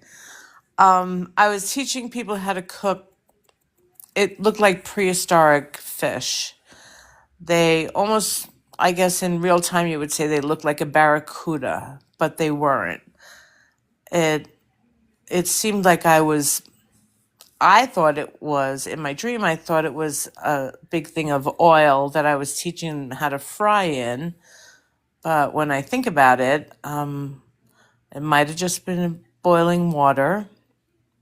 But I got to about the third fish, and this fish, when it cooked, its mouth was wide open. And somebody said to me, look inside the mouth. And inside the mouth, there was dozens of eggs of every color you could think of. And at that point, I guess I had had enough. I didn't want to dream about it anymore, and I woke up. What would you get from that?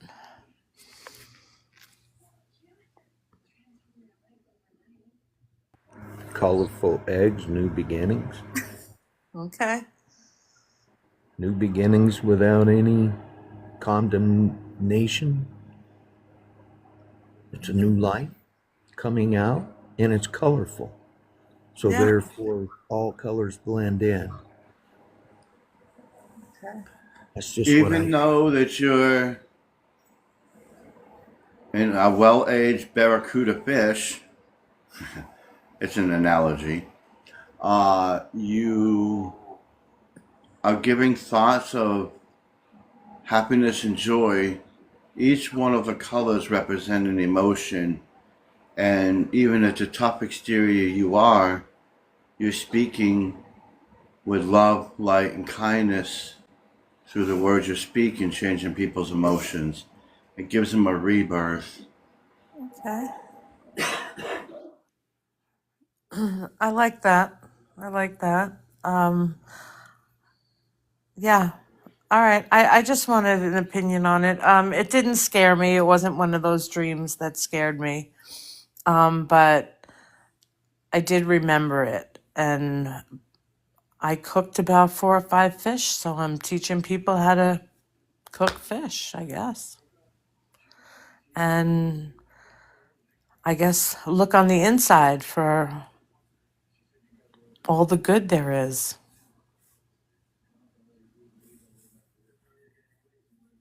Love it. I think it's absolutely incredible. And I could see you doing that. Yeah. I love that, Linda. That's freaking cool. I can see the fish, Thank you. Yeah, you can. and they're not pretty. No, they're not. They're not pretty at all. Are they tasty? Never got to eat them. I don't Oh. know. I was only teaching. I was only teaching. We I'm still sure always they come would back. because I'm a good cook. So Ooh, me too. Yeah, we do our best to make that prehistoric fillet delicious. Yeah. Uh-huh. It was interesting. Like there was bright pink, there was blue, there was like a lighter shade of green. There And was and also, oh, hold on, sorry. And okay. also, I'm getting the more primitive you are, doesn't mean that you can't bring out the light through the chakras inside of you. Each color is a part of your emotions, like I said, but it's also you're empowering them with the voice of your chakra. Your chakras are also empowering them. You're activating people with your voice. Okay. All righty. I'll take that. And like I said, I'm not terrified of my dreams anymore. I'm just going to look at them as I have to learn something from this. My guides, people are telling me something in my dreams that I have to learn from. So I wasn't quite getting the fish thing with the eggs in the mouth. So who better to ask than all of you to help me find out? And now maybe I can decipher some of the other dreams that I have. I'm glad Paul said the chakra because Yeah. I was thinking that very thing Yeah. of the because and the colors you mentioned do represent each part of the chakra. Okay. So that's pretty cool. Yeah. All righty. Well, thank you. I'm I'm proud of you. Thanks. Not being afraid of your dreams anymore. That's Yeah. pretty cool. Yeah. It's like, I'm done. I enjoy Yeah, sleeping. I need my rest. And if I can control them and not feel afraid of them and try to analyze them, or even I think going into my sleep, if I welcome it and know that it'll be knowledge as opposed to being terrified of what's going to happen, is making a difference. absolutely. Yeah. Brilliant. All right. Well, I just wanted to share my fish. If anybody wants fish, I'll be serving it tomorrow Uh-huh. at 3 p.m. Uh-huh. You can all come by Uh-huh. Well, With any beautiful table you eggs. with eggs on the side. got. Oh, Oh, thanks, guys. Deviled eggs. Yeah, they were hard boiled. oh my Lord. That's one of my favorite things to make. Deviled eggs. All right. Tomorrow at 3. Be there. We're drooling already. All right. Well, thanks. I figured there's nowhere else I could share this but here, That's so cool. and get an understanding of what it meant, because I shared it with a girl at work this morning, and she was like, I have no clue what you were talking about. And I'm like, well, neither do I, but I'll find the answer. I'll find the answer. So, does it make you feel in a way like now you're ready to I step into your role? Yeah. You've learned that your role is to teach. And if you think about fish, fish is an analogy for teaching. We always say you teach a man to fish, and he can feed himself. Feed himself, yeah. So you're dreaming about fish, and they are primitive fish. So we are all going back to our simplicity, to our own authenticity. And so then you open up the mouth, and there's all the light, the colors, the chakras, and you are now no longer afraid of your role. You're going to embrace it, teach it, and share it with as many as possible so they can learn what you know and then go out and share. Yes. Yes, honey. Thank you. Yes. I am ready. I am ready.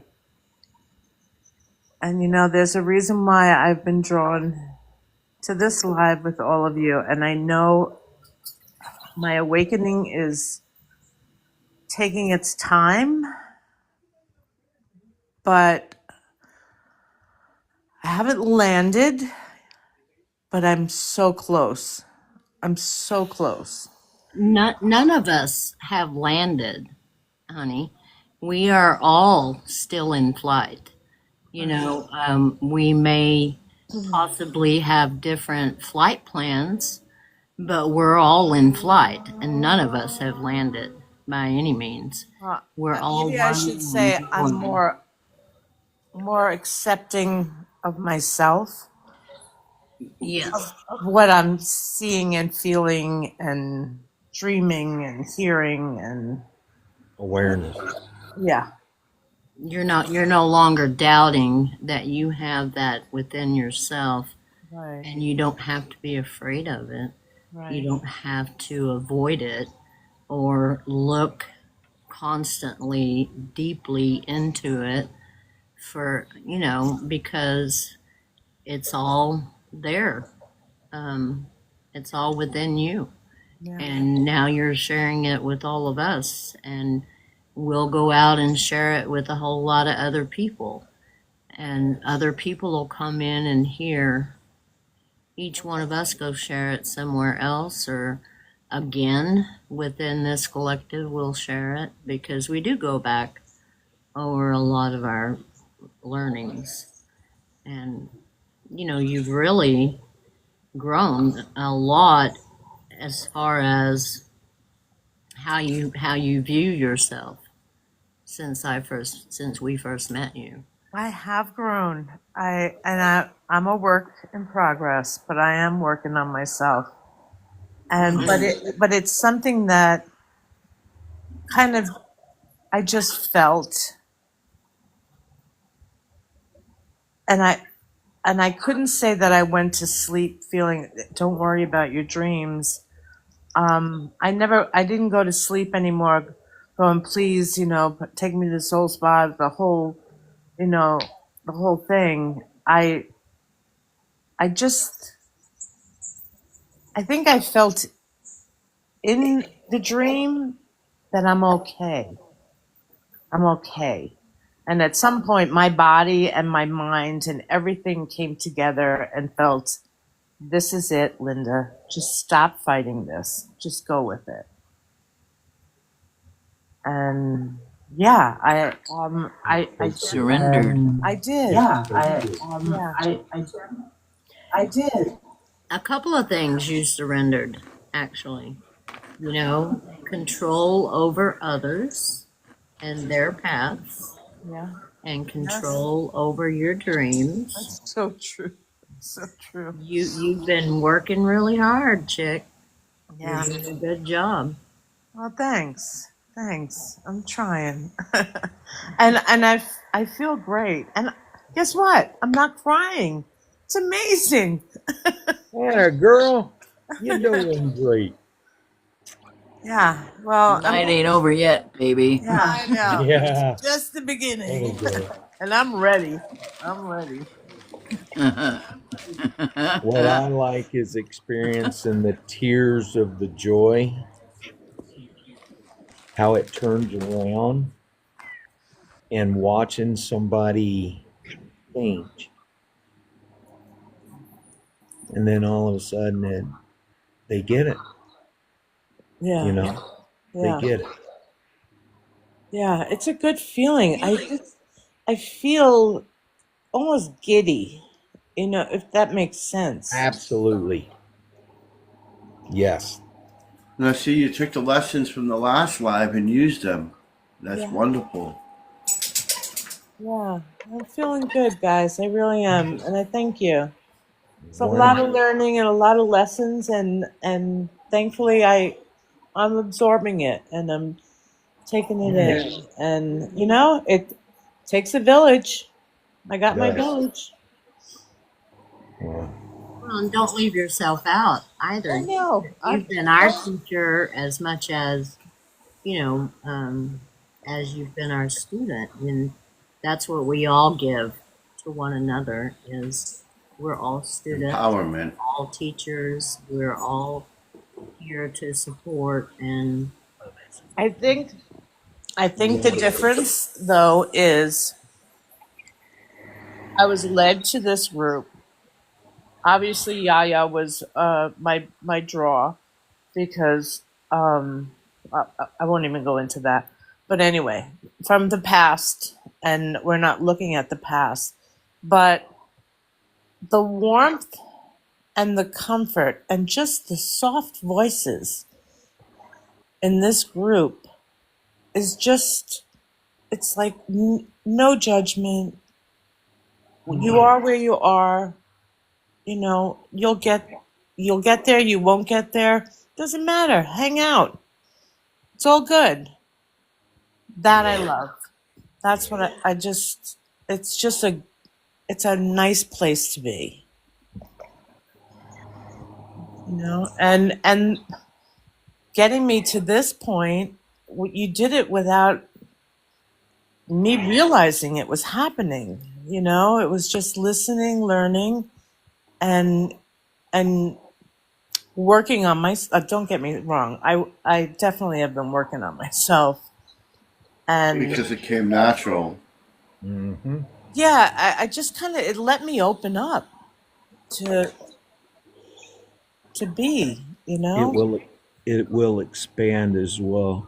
It will expand. Yeah, You'll be able to take what you learned tonight to that young lady that was confused this morning and lost, and take your new learning.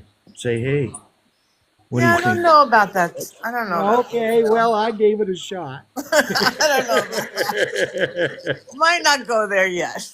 Okay. Yeah, like we said, one step at a time. You gotta know. You gotta know your audience. Yes, ma'am, you're right. You sure do.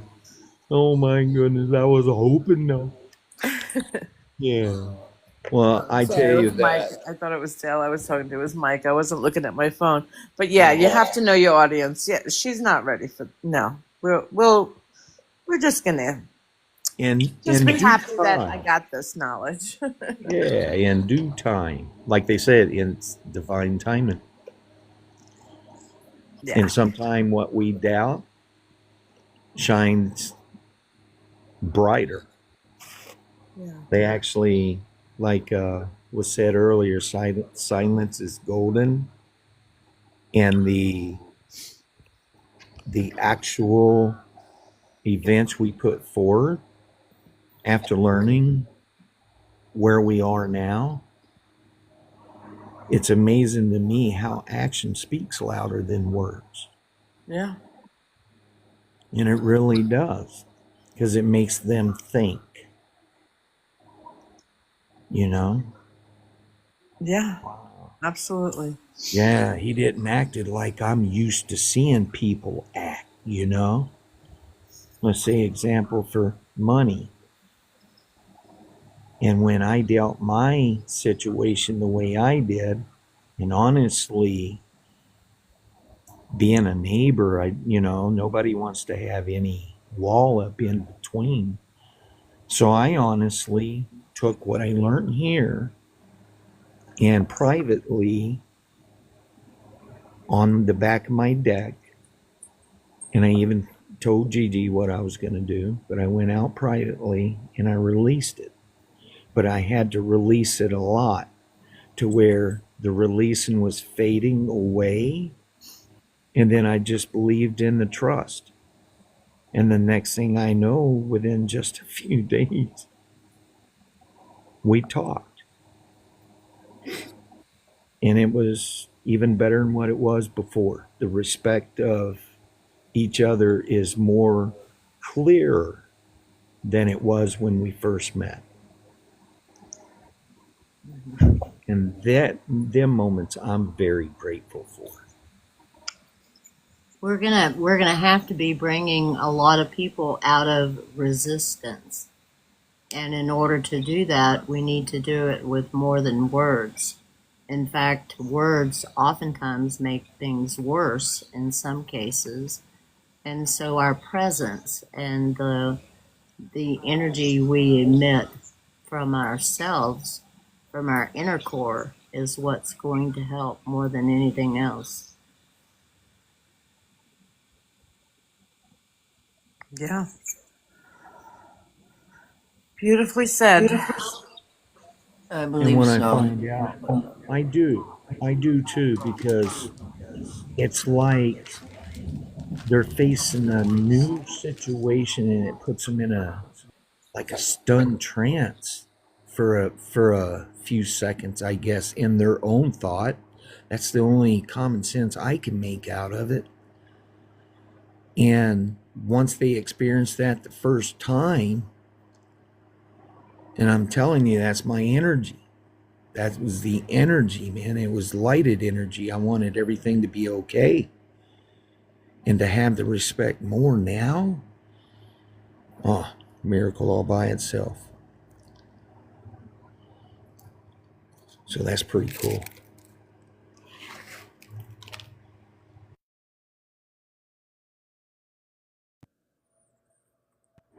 Oops, we lost her. She dropped her seatbelt. Man. She Somebody's fell over, she frustration. fell over in joy. Yeah. There you go. Somebody Bless stepped her. on the brake too hard and she fell out. I ate too much fish. Ooh, Uh, I love me some fish. uh, Stop. I didn't eat too much fish. I just knocked myself out. We had your back, Linda. We had your back. I was like, what did I just do? Oh, that's so funny. But I've listen, fallen up and I can't get down. tomorrow's Friday. Everybody have fish in honor of me. Oh, there There you you go. go. You got it. All right. Well, I'm going to be heading off to bed. I thank you guys again. Can't wait for the wonderful dreams I'm going to have tonight. Lord knows what it will be, but it's going to be amazing and I will learn from it. And what I am learning also is I have a book, a little notepad by my night table. I wake up, I write it down right away because I'll remember it, in the morning when I'm getting ready, and midday I'll be like, oh, what was that?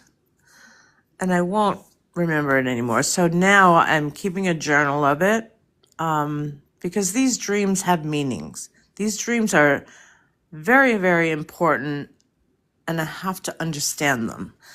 And I'm embracing them. For why my body Wonderful. wants to dream the way it's dreaming, I guess that's how it's going to communicate to me to get Hmm. to this next level. I don't know, but I'm embracing it until I have a very bad one. Then I'll tell you all about that too. But for now, fish for Remember, when everyone. you have the bad ones, even when you have the bad ones, still follow them because there's a lesson there too. We just Yeah. don't fear it. Yeah. Well, remember too that good and bad are perceptions. I know it's a balance, and it's good and bad is what you perceive it to be. But you know what? It's all good. It's all good. I'm on a good path right now, and I feel good. And I thank you all for that. I really do, because it was the calmness of everybody in this group. I don't think you understand the power that you have, not even just with your words. It's how you present your words. It makes it such a safe place. It really does. That's sweet of you to say. But remember, you've done it yourself. Yeah, well, no, I needed help. I needed help, and I got it All from. we did was be a supporting hand for you. Yeah, well, that's help. We got it. That's Well, help. you have sweet dreams and enjoy your night. Oh, thank you, and enjoy your fish, everyone. Okay. I love you, Linda. Have a good I'm night. happy. Good night. Good night. Bye.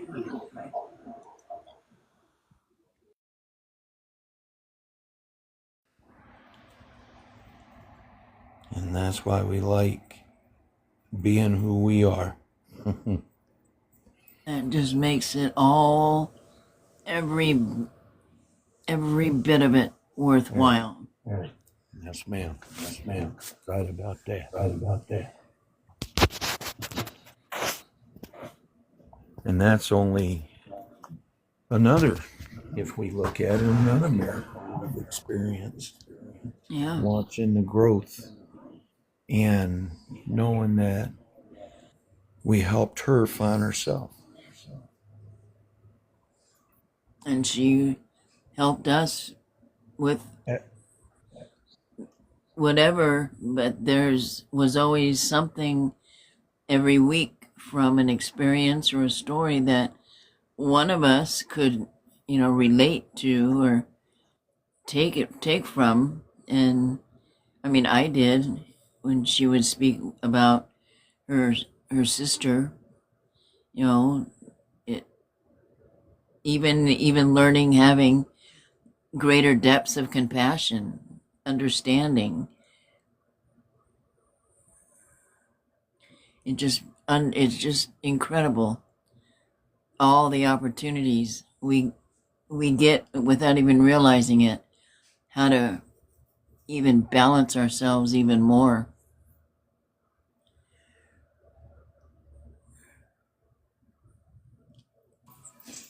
Well, I think it gives us time for reflection. Yeah. Go back and when someone brings something up and we've experienced it ourselves, then we go Yeah. back and reflect on how we reacted and how we worked our way through it. Or maybe we didn't. Maybe we still need to. Yeah, absolutely. I don't know if I told I I had an experience this week, and did I tell you about my husband hitting the rearview mirror No. with the car? Okay, No. it's he went to Mount Shasta to do a job, and he comes home. This was Monday, and when he drove up, he was surprised because Toby surprised us and came over, and so we were all standing there talking, and we're watching him pull up in the Suburban, and he dinks my rig with his rearview mirror, and the look on his face was priceless, because it's like, if it was something I would have done, he would have gave me a hard time, and that would have been funny, but it was so much better that he did it. But it was then he I forgot I made an appointment for him to go get his hair cut by oh no, Lavender, no. He's our miracle child. He's out of the hospital as of this Saturday, and he's out walking around. So he gets out of the car, and I'm noticing what's so different about him. Why is, and I was kind of admiring how handsome he was, and then snap, Spirit goes, oh, somebody's not being faithful. And I was like, what the fuck? I'm standing, my husband's seen my whole expression change. And I didn't even want to look at him. I'm like, because I was I have to make sense of this, period. And so I sat with it all day. And I know in my heart that it's not real, but I wasn't understanding what, I'm going, well, was that not, maybe it wasn't him, maybe it was my son, or maybe it was my other son, maybe there's a story that's not being told right. But Spirit kept going back to that, and so Spirit's been working on me or my guides, I should say, that when I'm when I'm up against an issue, that sometimes when I have to address it, I have in the past kind of just tucked it away because I don't want to deal with I don't want to have to deal with the adversity or the the questions or the whatever. I just didn't want to have to deal with it, and I would just settle for, even if it was not nice to me, I would just be quiet about it. And so Spirit's been working on me. When something is happening, I have to speak up. So I did. He asked me again if everything was okay, and I says, well, no, matter of fact, it's not. He knows, Mark knows when I'm speaking about Spirit. I always start my sentence.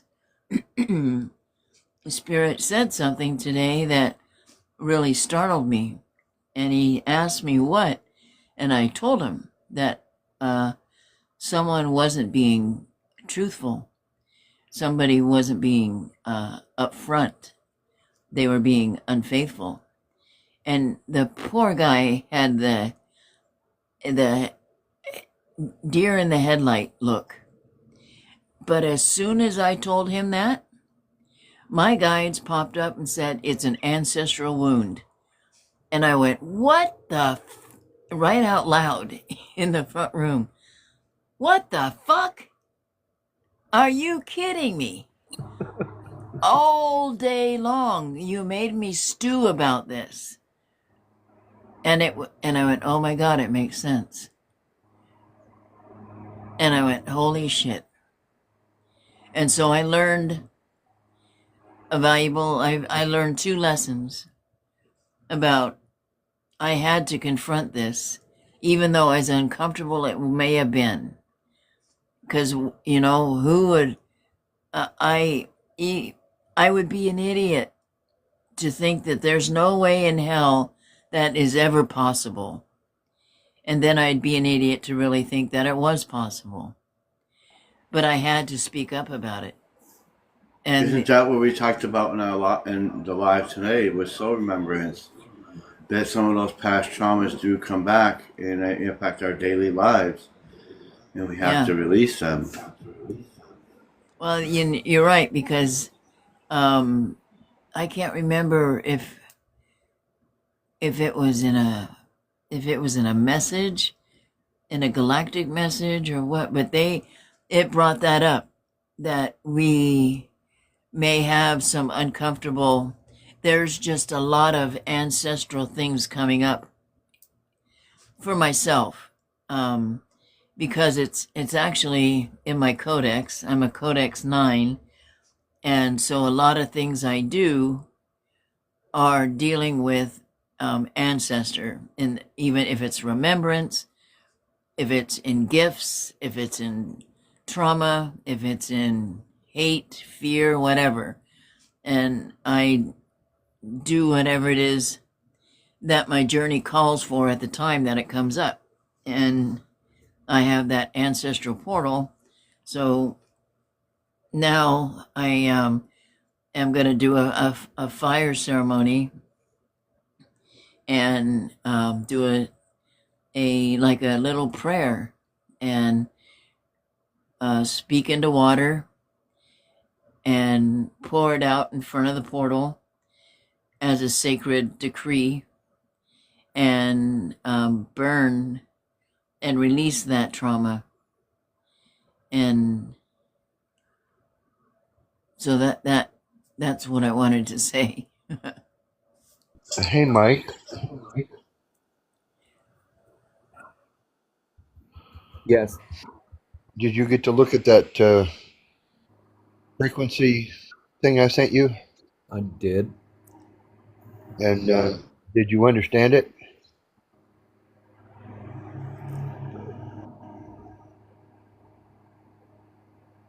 With the relationship of talking to your water.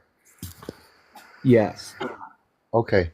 Did you notice a taste difference when you tried it? Dale, I am so sorry, brother. I have not tried that yet. Well, Oh, I figured, much as I'm you say sorry. I you had a have a. squirrel moment. No, no, no. I'm sorry. I had a squirrel moment, brother. Oh, okay. Well, Okay. there's always tomorrow. No, no, no, no.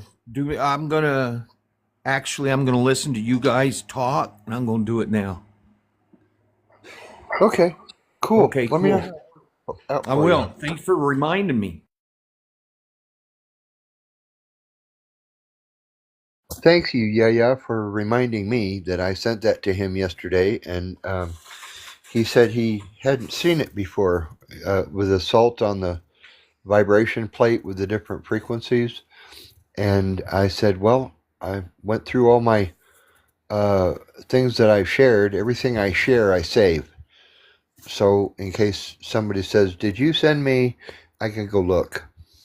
But I remember that was one of the very first things that got me on the frequency thing about healings and talking to your water.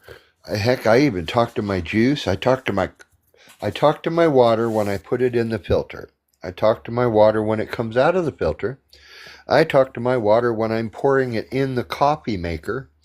And I talk to my coffee after it's been made. Um, I should be a healthy SOB, but no, no, no, no. There's always something that comes up. And so I keep talking to my water and telling it it's got to target this, that, and the other.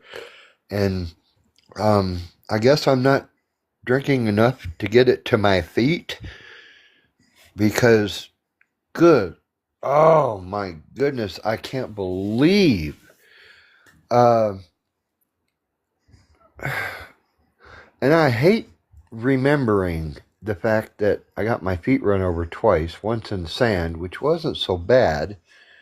It was the basic training one that really done me in, but it didn't hit me all at once. It took its own sweet time, and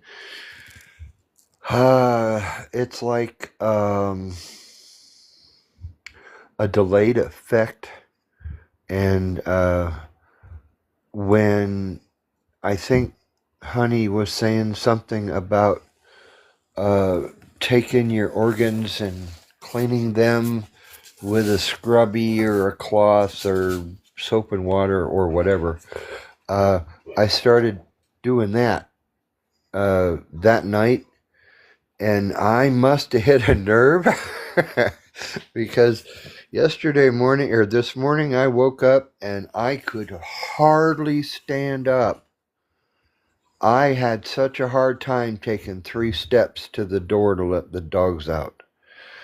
And so I hobbled in and grabbed me a fresh glass of water, uh, set it on the nightstand, and laid down. And I'm talking to the water, and I fall asleep. And I wake up, and I'm looking at the water going, how did you get there? So, yeah, this morning was kind of crazy. Um, I remember what I did, but I didn't remember it at the time I did it because my mind was on my feet and not tripping over myself. And it's about 30 feet to the kitchen from my room. And I was kind of afraid because I got nothing to hang on to except a great big old, well, they call them watermelon boxes in the grocery store. It's what the puppies were in when they were born, but it's not as strong as it used to be, and I was afraid I was going to hit the floor. I made it, and I made it back, but I don't remember putting my water down there. I really don't. So it was kind of odd when the Linda started talking about dreams and the fish. She didn't say anything about the water, and that was the only thing I could think of. I'm drinking water like a fish breathes water. It's crazy, and the food tastes better though.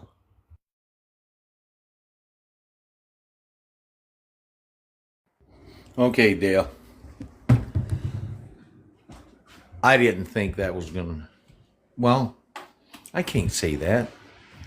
No, because if I didn't really believe it and put my beliefs into what I just experienced, it wouldn't have happened.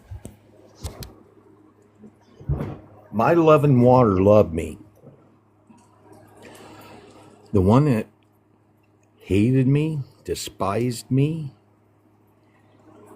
had a light sulfuric taste. Yep. Did them in glasses. I swirled them, 2 separate bottles, and I actually put myself for a moment, only for a moment with that bottle. I allowed myself to go back and truly, passionately feel that anger. And when I took my drinks,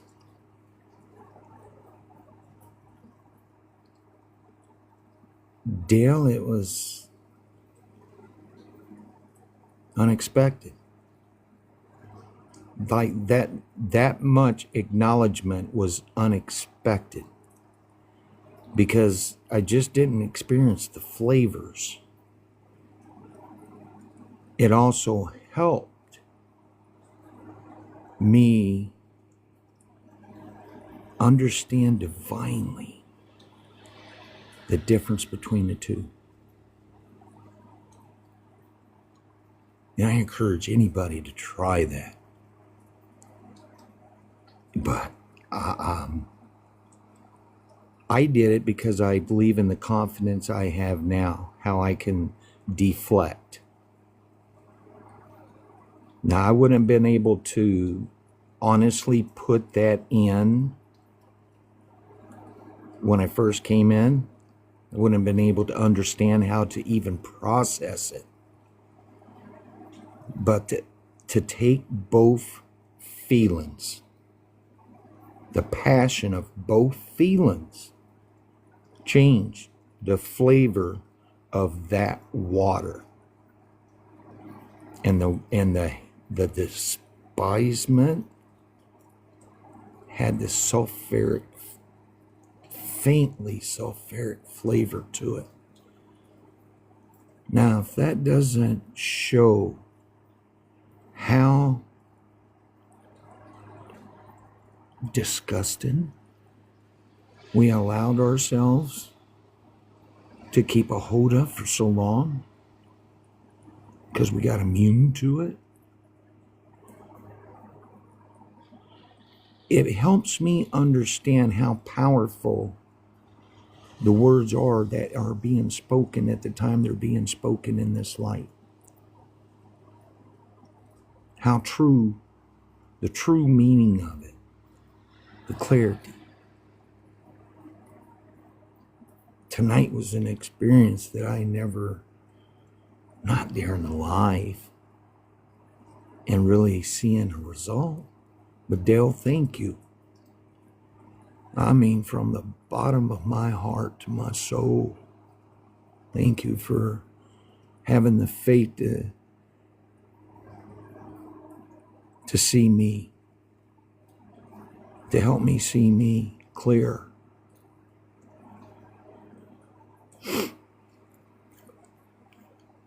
If you haven't tried that, I really recommend it.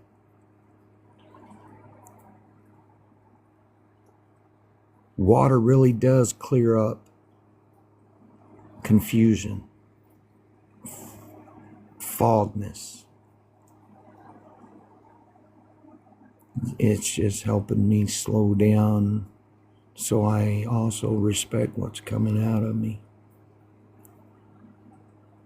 Because ain't nobody else standing around me saying this.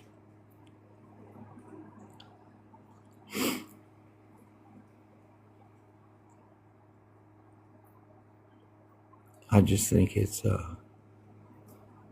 what a gift to be able to share a gift that you don't even realize how powerful it can be. To change, to help elevate somebody where they're at to a new platform inside itself.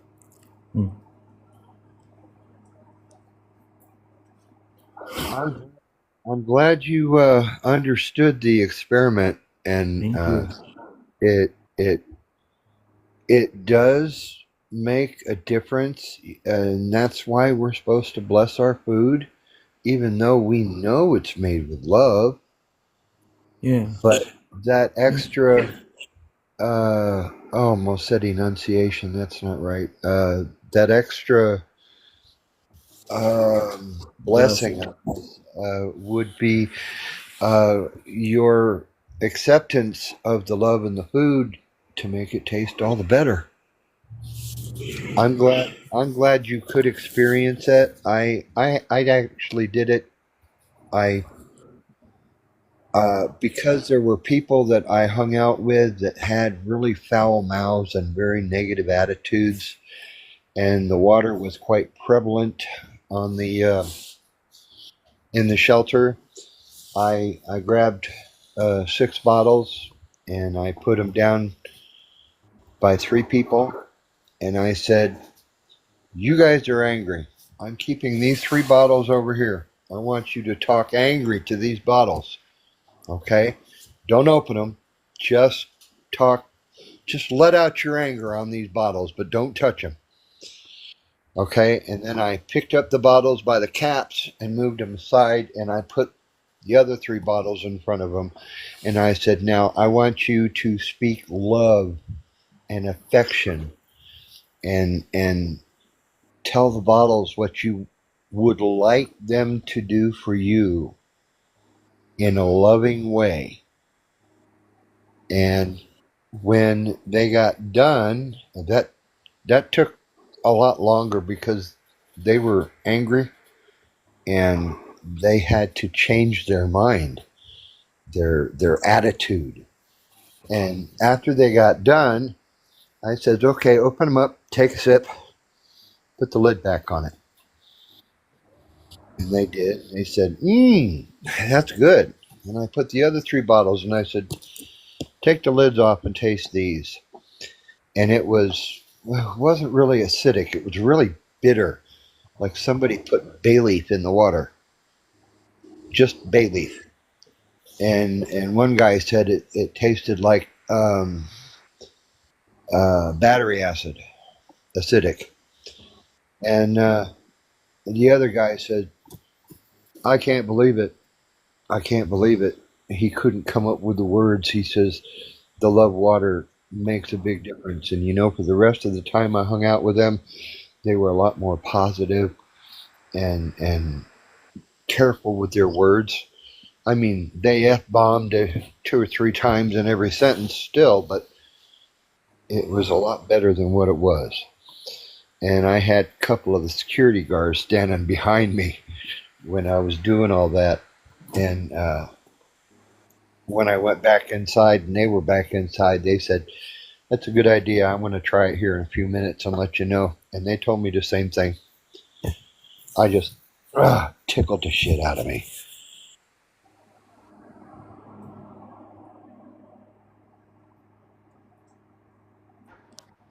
That's a cool analogy, Dale. Thank you. Yeah, it really is. I'm definitely gonna try that for when I'm frustrated at people. Yep, I think that's something I could do. And And learning a honestly, different way to alchemize everything. the nastier you talk to that water, for the length, a good length of time, you'll actually get a better results out of it. And it's better to do the nasty water first than the love water. But either way, if you got decent taste buds, you'll figure it out. Yeah, I did that with the rice too.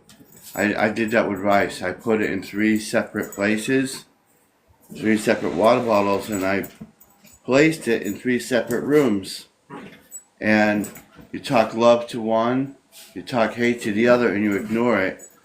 The one you talk hate to, the rice goes black. And if you don't speak to the other one, nothing happens. But if you speak to the one that love, it's actually supposed to grow.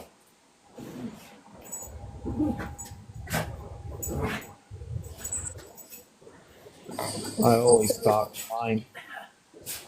I talk to my rocks. I talk to my wood. I talk to the trees. Everything around here.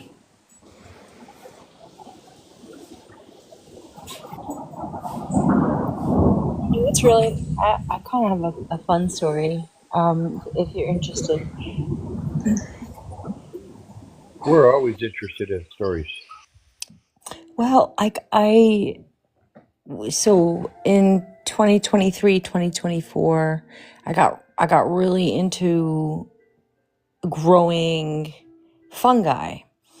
And it was just a company in Maine, and you get a little block and you could put it on your counter and you can cut an X in it, and just the natural energy of your kitchen will make these big pink oysters grow out of those little cuts that you cut open in the bag. And then I was like, well, that's fantastic. And the pink oysters, you can actually put it in a frying pan with butter, and it has a pork flavor, and you can make it crispy on the outside and not so crispy on the inside. And I swear to you, it tastes just like bacon. And I was so fascinated with that. And I'm like, what? I've never liked mushrooms ever in my life. I never even tried the magic ones, and I ended up getting a block, and I was lion's mane, and you cut the X in the little box and you let it sit in your kitchen counter, and it grew this big, fluffy, beautiful, coral looking lion's mane. And then I started getting really deep into the research, because that was my degree was biology. So I of course, I'm naturally inclined to it. And I was like, let's try the shiitake one. So I got the shiitake block, and you cut the X's, and they find their way outside of the little opening to the oxygen and up towards the light. They're not like plants where they're photosynthetic, but they are autotropic. So they still know that upwards towards the light is the surface where it's the best conditions for them to grow, yada yada. So I ended up getting this tent, this little tiny tent that you put in the corner of like a room, and it's literally like 2 feet across by 2 feet back. And you can have a hydrator in the bottom, and then the little ventilator out, and it makes a perfect environment for these blocks. And so the whole experiment from one little thing blew up into this thing that was the most, no pun, magical thing ever. And hobby that was just so cool. And I joined this group on Facebook, and it had I think it was at the time, it started off with 12,000 people, jumped to 47,000 people, and then the guy he had some life issues, and I said, well, sell me the group, because I help, I jump on it as a anonymous person, and I help a lot of people in how to grow these things and stuff. And he's like, absolutely. And we ended up getting up to close to 100,000, but I was completely anonymous. And then at the time when Jake had passed, and like, you know how everything just kind of crashed, like my whole life, everything was just perfect and moving forward the way it's supposed to. And then he died, and then my dad died, and then the baby, and the blah, blah, blah, blah, blah, blah, blah, the dog, and like all the things. And what was really wild is that when I was growing the mushrooms in a space of complete peace, like I have music, you probably hear it right now in the background, like it could be instrumental love music or something. And but it's always from the moment I get up and let the dogs out to go pee and feed them, music goes on, and it's gentle and loving and whatever. And like a friend of mine had given me something, like he's like, oh, try to grow this, and he gave me like the mycelium of something, and I'm thinking nothing of it. Ended up being the blue ones. Blue is the fun ones. And this shit would not stop fucking growing. And I'm like, I'm not even like a weed smoker. Like, I don't even, like, I'm not, like, I can't be doing, I got, but it was just about to be approved in our state at the time. But it kept growing and growing and growing and growing and like crazy. And I was like scientifically mastering this thing that could solve a lot of people's problems. And then right when all the trauma happened consecutively within that 2 years time, all of a sudden I was getting the bacterial growth in the soil, bacterial growth on the walls, and I was using hydrogen peroxide, everything that you need to do to sanitize the situation.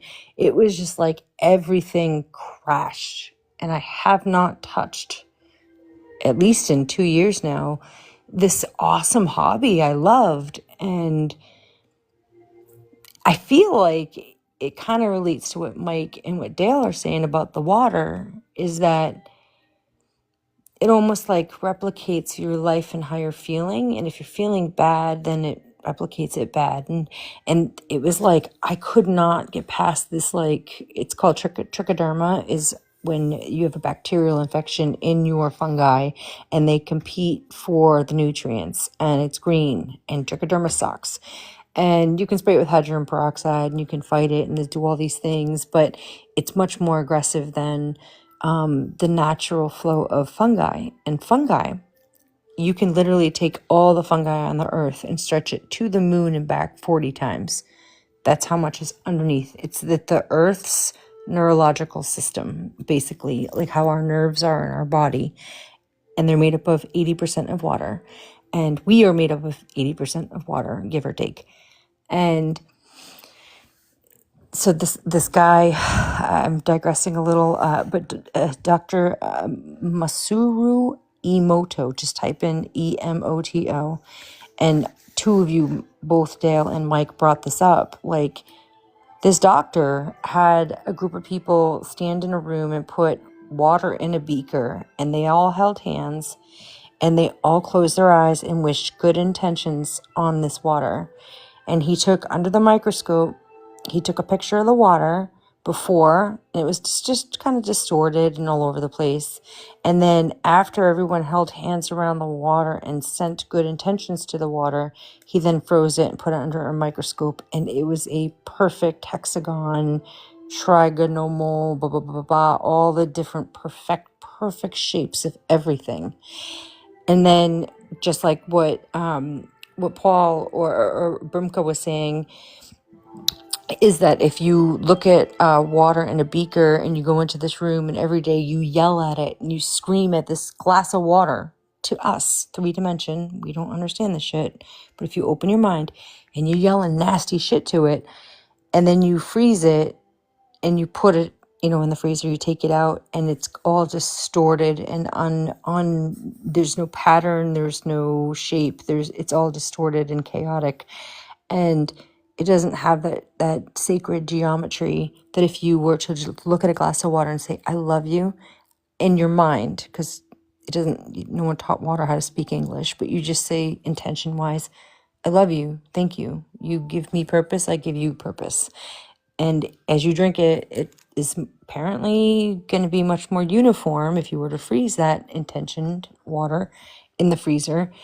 And then if you were to be yelling at it, and the point is that what Dale was saying, or what Brimko was saying, was that they did this with the bag of rice, and they did it also with plants, where they were yelling bad intentions at certain plants in a control room, another room, and then another room where they were saying good affirmations. And the control room was the plants grew medium. They turned black and died in the room with bad intentions, and the room with the plants that were given love and I love you and gratitude and happiness grew and blossomed into these massive, beautiful, blooming, floritic, whatever you want to call them. But there's so much to be said about that study. And it brought me back to kind of, I'm going to end this quick because I'm rambling, I'm taking over, and I don't like doing that, but I got a lot to say, and I'm sorry. But it brought me back to the mushroom thing, and it just made me had an aha moment where I was so fucking good at it.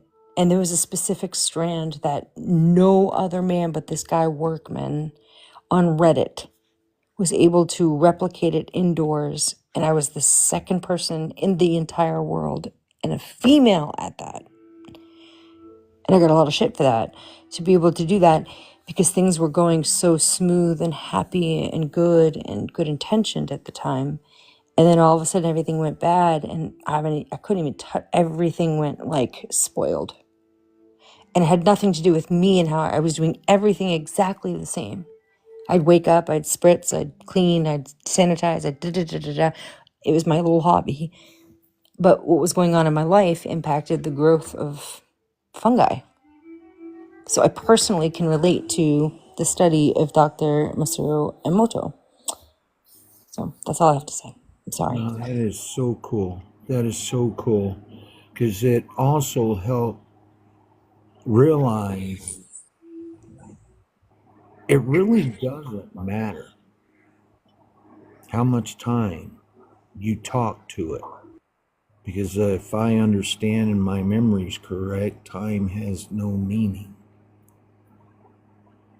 So if you can walk up and experience what I just experienced, I believed in what I was doing.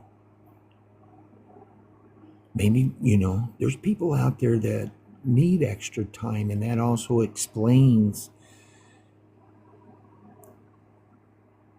some people have their own divine timing. And it's none of our business of their purpose of their own divine timing, but as long as they understand and learn the difference. And there's a power behind intention. And I remember when I first met Dale, and he's like, I think he said something like the dog peed in the house and he was frustrated. Mm-hmm. And I'm sure the dog was frustrated. And it was like,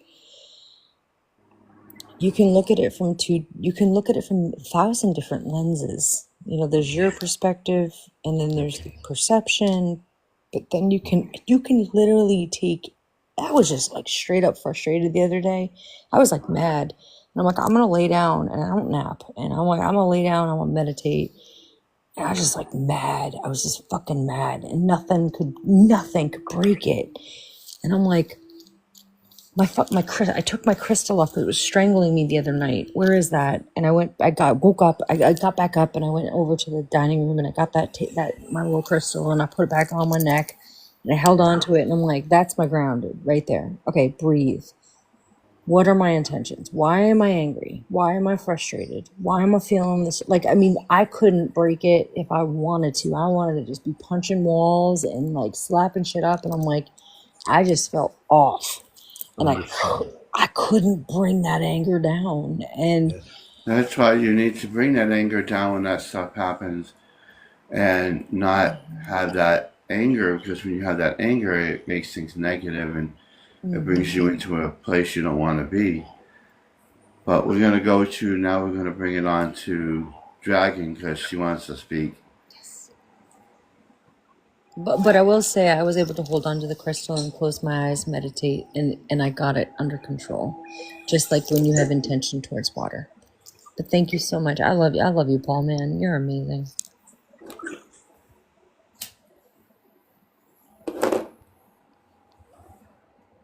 So, similarly, I had a story where my life was really chaotic and I wanted to bring some light into my life. And I know that rosemary can be very cleansing, but it was delivered to my door out of its pot practically, and so I had to put it back together. And I said, look, I'm so sorry, I told the plant. And I tried everything to, make sure it stayed alive. I talked to it and everything, but because of the stress that I personally was going through, it wasn't even 3 days. It was 2 days, and it completely turned black. It died. And then I tried reviving it using like Miracle Grow and different types of things to see if it actually would come back, but it did not. And it was also the energy that was around me, even though I kept my place cleansed and I tried to keep myself cleansed. It was also the toxic energy around me because I was living in an apartment complex that did not help either. So environment as well as your personal care and your energy is definitely important. I mean, there was even a time where I had a bunch of bonsai seeds and I blessed them and everything else, and I put them in a piece of paper, germinated them, but none of them would grow. And then I realized that I needed to cleanse the space first, and I didn't do that. And then I was also stressed and angry about some other things, even though I had talked love into it. It was still the energy that was around the place, and the seeds weren't viable to begin with. So I definitely can relate to that story as well. Your environment as well as yourself and how you react to it, and keeping yourself healthy is a very, very difficult balance at times.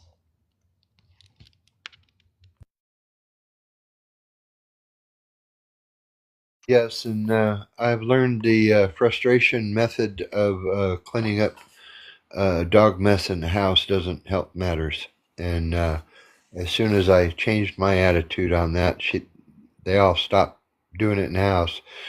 And man, I'm telling you, my life's been so much better.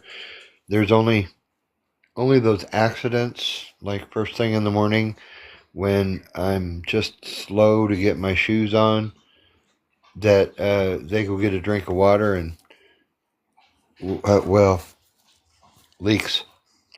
But that's okay. It's my fault. I don't get angry with them, and they're fine with that. And I just think it's all great. And I have that test of talking to your water to blame, because when you talk to another living creature that doesn't speak English, they react in the same manner that plants do. It's just a little messier.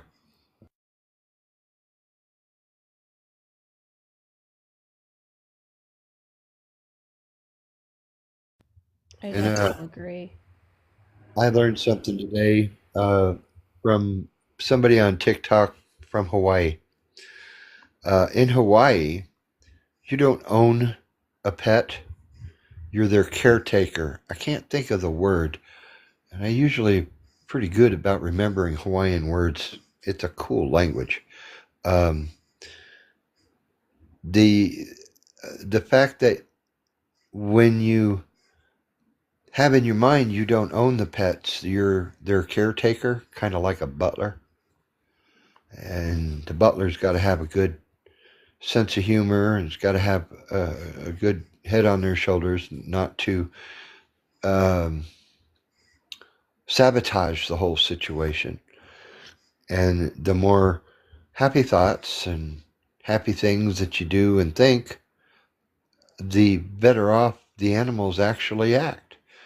And yeah, I wish I'd have known this before I got rammed in the butt by a, a goat when I was 12, 16 years old. It didn't teach me much then, but I understand it now. Dale, you're just cool. I really like you so much. I would even go as far as to say I just love you. You not only do you crack me up, but there's something about you that like I relate to in your depth of darkness, but your willingness to climb out and change a pattern in the past, and I just deeply respect you. My idea on that is I can't see in the dark, so I have to climb out to see.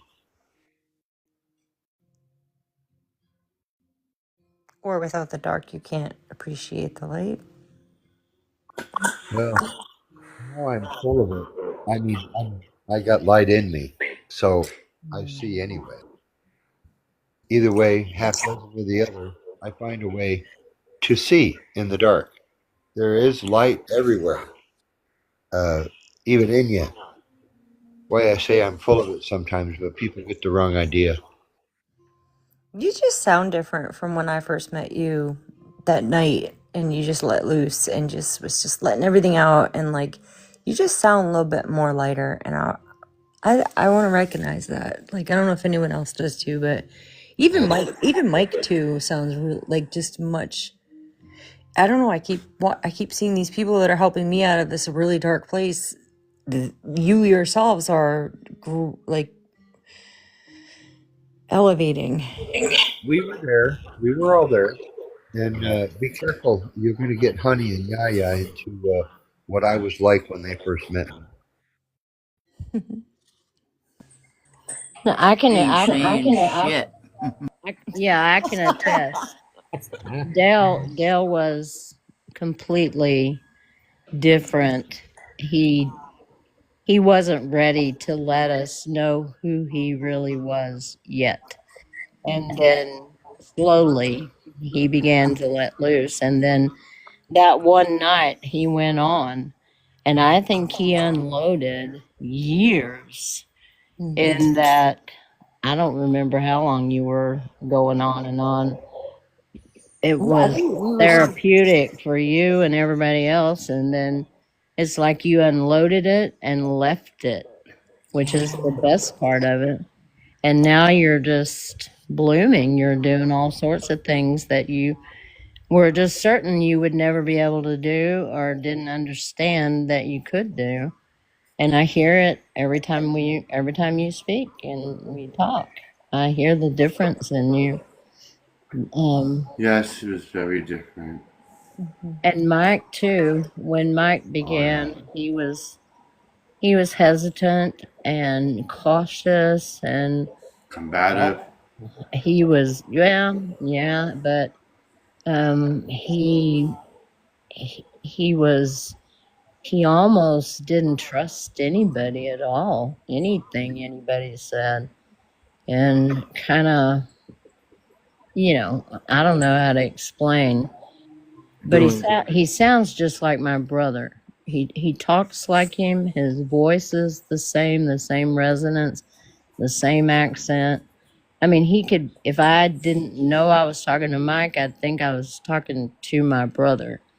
And it's very calming for me to hear him talk now in his calming, reassuring way, that he's so much more confident about what he's saying. And it's just a really reassuring. Um, sometimes, sometimes he makes me cry when just talking about nothing. You know, it just makes me want to start crying. It's very therapeutic. I'm just saying. There's a lot of difference now with both of you. Um, Thank you, honey. I call you, and when I need to, when I just need to hear some reassurance, and Always my pleasure. and You it know that. That's what I do. it's very therapeutic, for me. But again, it astonishes me that listening to you, if I didn't know it was you, I think I was talking to my brother. I That remember you telling me that at first. I yeah, really do. You know, I never forgot you told me that. yeah. That Well, was and you were so quiet and cautious and kind of suspicious of us in the beginning. You acted like you didn't really trust any of us very much, and that's the way I lived my life, honey. You've heard the story. yeah. You all have. Well, and And it's been beautiful to see you bloom and blossom, you and Dale both. And thank you. Dale has made a lot of progress with his self talk. You know, how long has it been, Dale? A couple of weeks, 3 weeks? We gave you the talk, and you've been paying more attention to your self talk. I can see how much you've improved. And Yes, thank you guys for improving because you didn't leave me in a hen house with a bunch of old hens. Ah, that's funny.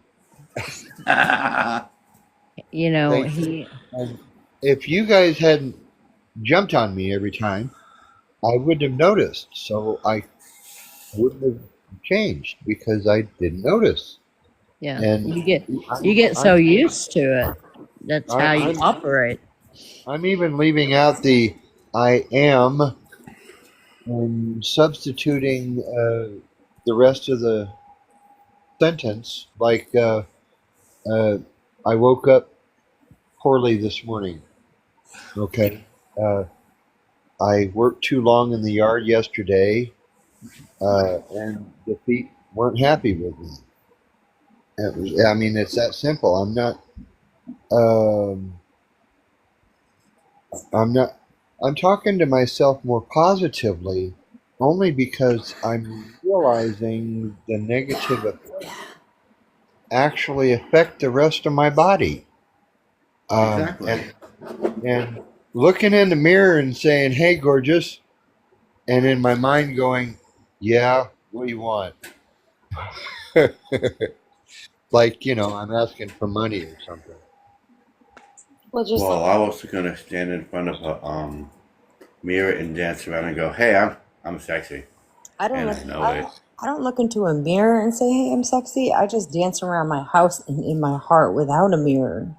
I feel sexy, and that's how it should be. It shouldn't be about the reflection that you're going to compare yourself to others on.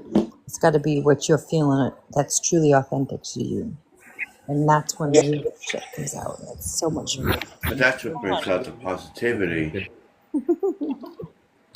That's When you're why. confident enough to do stuff like that, that means that you're confident and you I hate are mirrors. happy about yourself. Yeah. I like how people look me straight in my eye when they feel confident about themselves, and I feel confident about myself, and I have no makeup on. That is very new to me. That See, and that didn't. natural's better. Oh, I agree. And that didn't happen until COVID. I would never leave my house without mascara and foundation and this and that. And back in 2020, now I walk out and I feel more beautiful. And if I do put makeup on, I can catch a glimpse of myself in the back of the mirror, and I'm like, "What is this caked on shit on me? This is not even beautiful to me. It just changes my whole perspective of beauty. I It's haven't worn makeup since my junior and senior year of high school. You haven't worn makeup since your junior year in high school? What? So I'm just I have to tell you guys I'm messing with what just you. happened when we were on the live and I was on my iPad.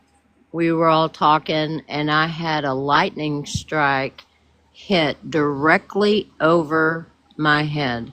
The lightning and the thunder happened at the exact same moment and it lit up my entire house like someone in a helicopter just had a light shining on top of the house, and then I could honey, smell fire, and it knocked all of our breakers out. We've been going through the Just house, now? turning all the breakers back on, and making sure there's no fires Wait, anywhere. just now this happened or a dream? Yeah, yeah, just it threw me off the live.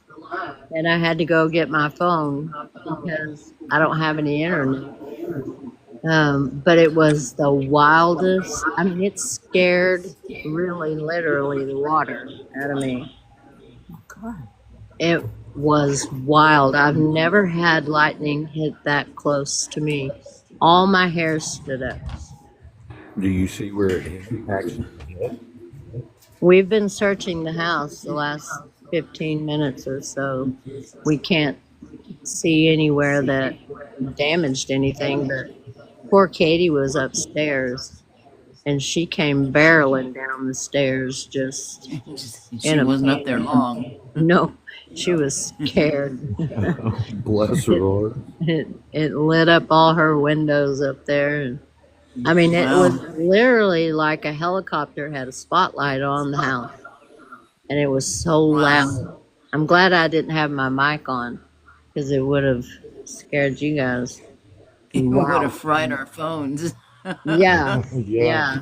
yeah. So, but so far, no, there's no fire or anything. We've got the breakers all back on. It's just we don't have any internet now. It's wild. It was Did you wild. go? You guys went outside with a flashlight and looked Yeah, up on the yeah, roof, yeah. He just finished. and you didn't find any markings? No, he couldn't see. Well, it's pitch dark, but he took his flashlight up and looked around really carefully to make sure. And tomorrow he'll have to go up on the upstairs because I'm not letting him climb a wet ladder No, tonight. no. So, But it's going to be kind of amazing if there's no marks anywhere. right, right.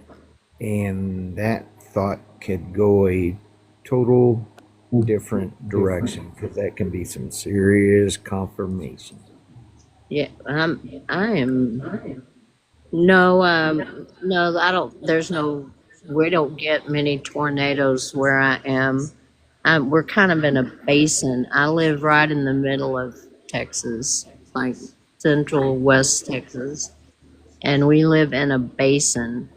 So a tornado anywhere inside the town is extremely rare. I think we've only had two ever. And the outskirts will get some, like at the Air Force Base, but we don't have anything like that. But that was the wildest thing I think I've ever. That's the closest I've ever come to lightning. Wow. Were you by your portal?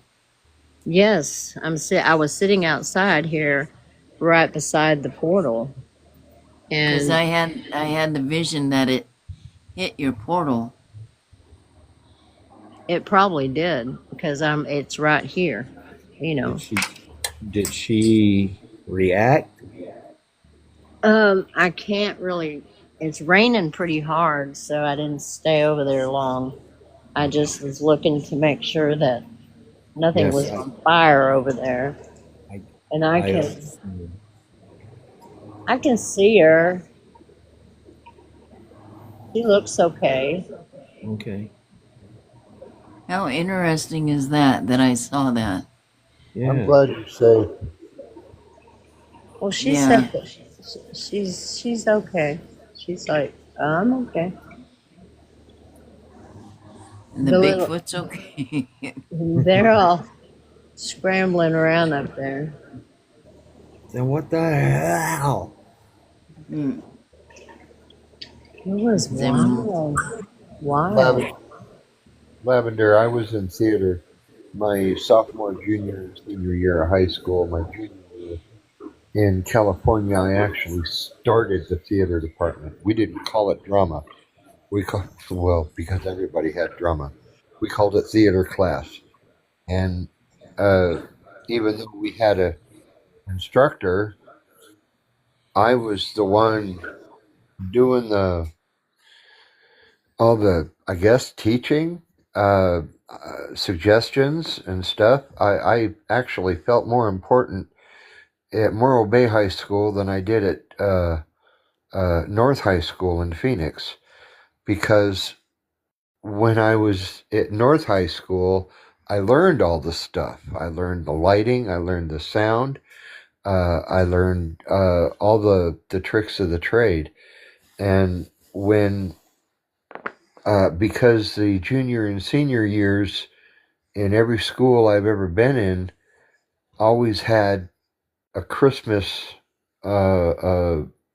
production, and Morro Bay didn't have anything, nothing. They had all the lights and a stage in the lunchroom and everything, but nothing ever happened there. And I just went to the principal and I said, "Hey, look, this is what I did last year in school. Can I start it here?" And he said, "Yeah, let me talk to the staff and see who wants to represent you." And I thought, "Oh, really? I guess I impressed somebody." And me and four other people and the teacher, we wrote a version of, it was kind of like the 12 Days of Christmas crossed over into, oh, darn it, I had it in my mouth ready to say and it disappeared.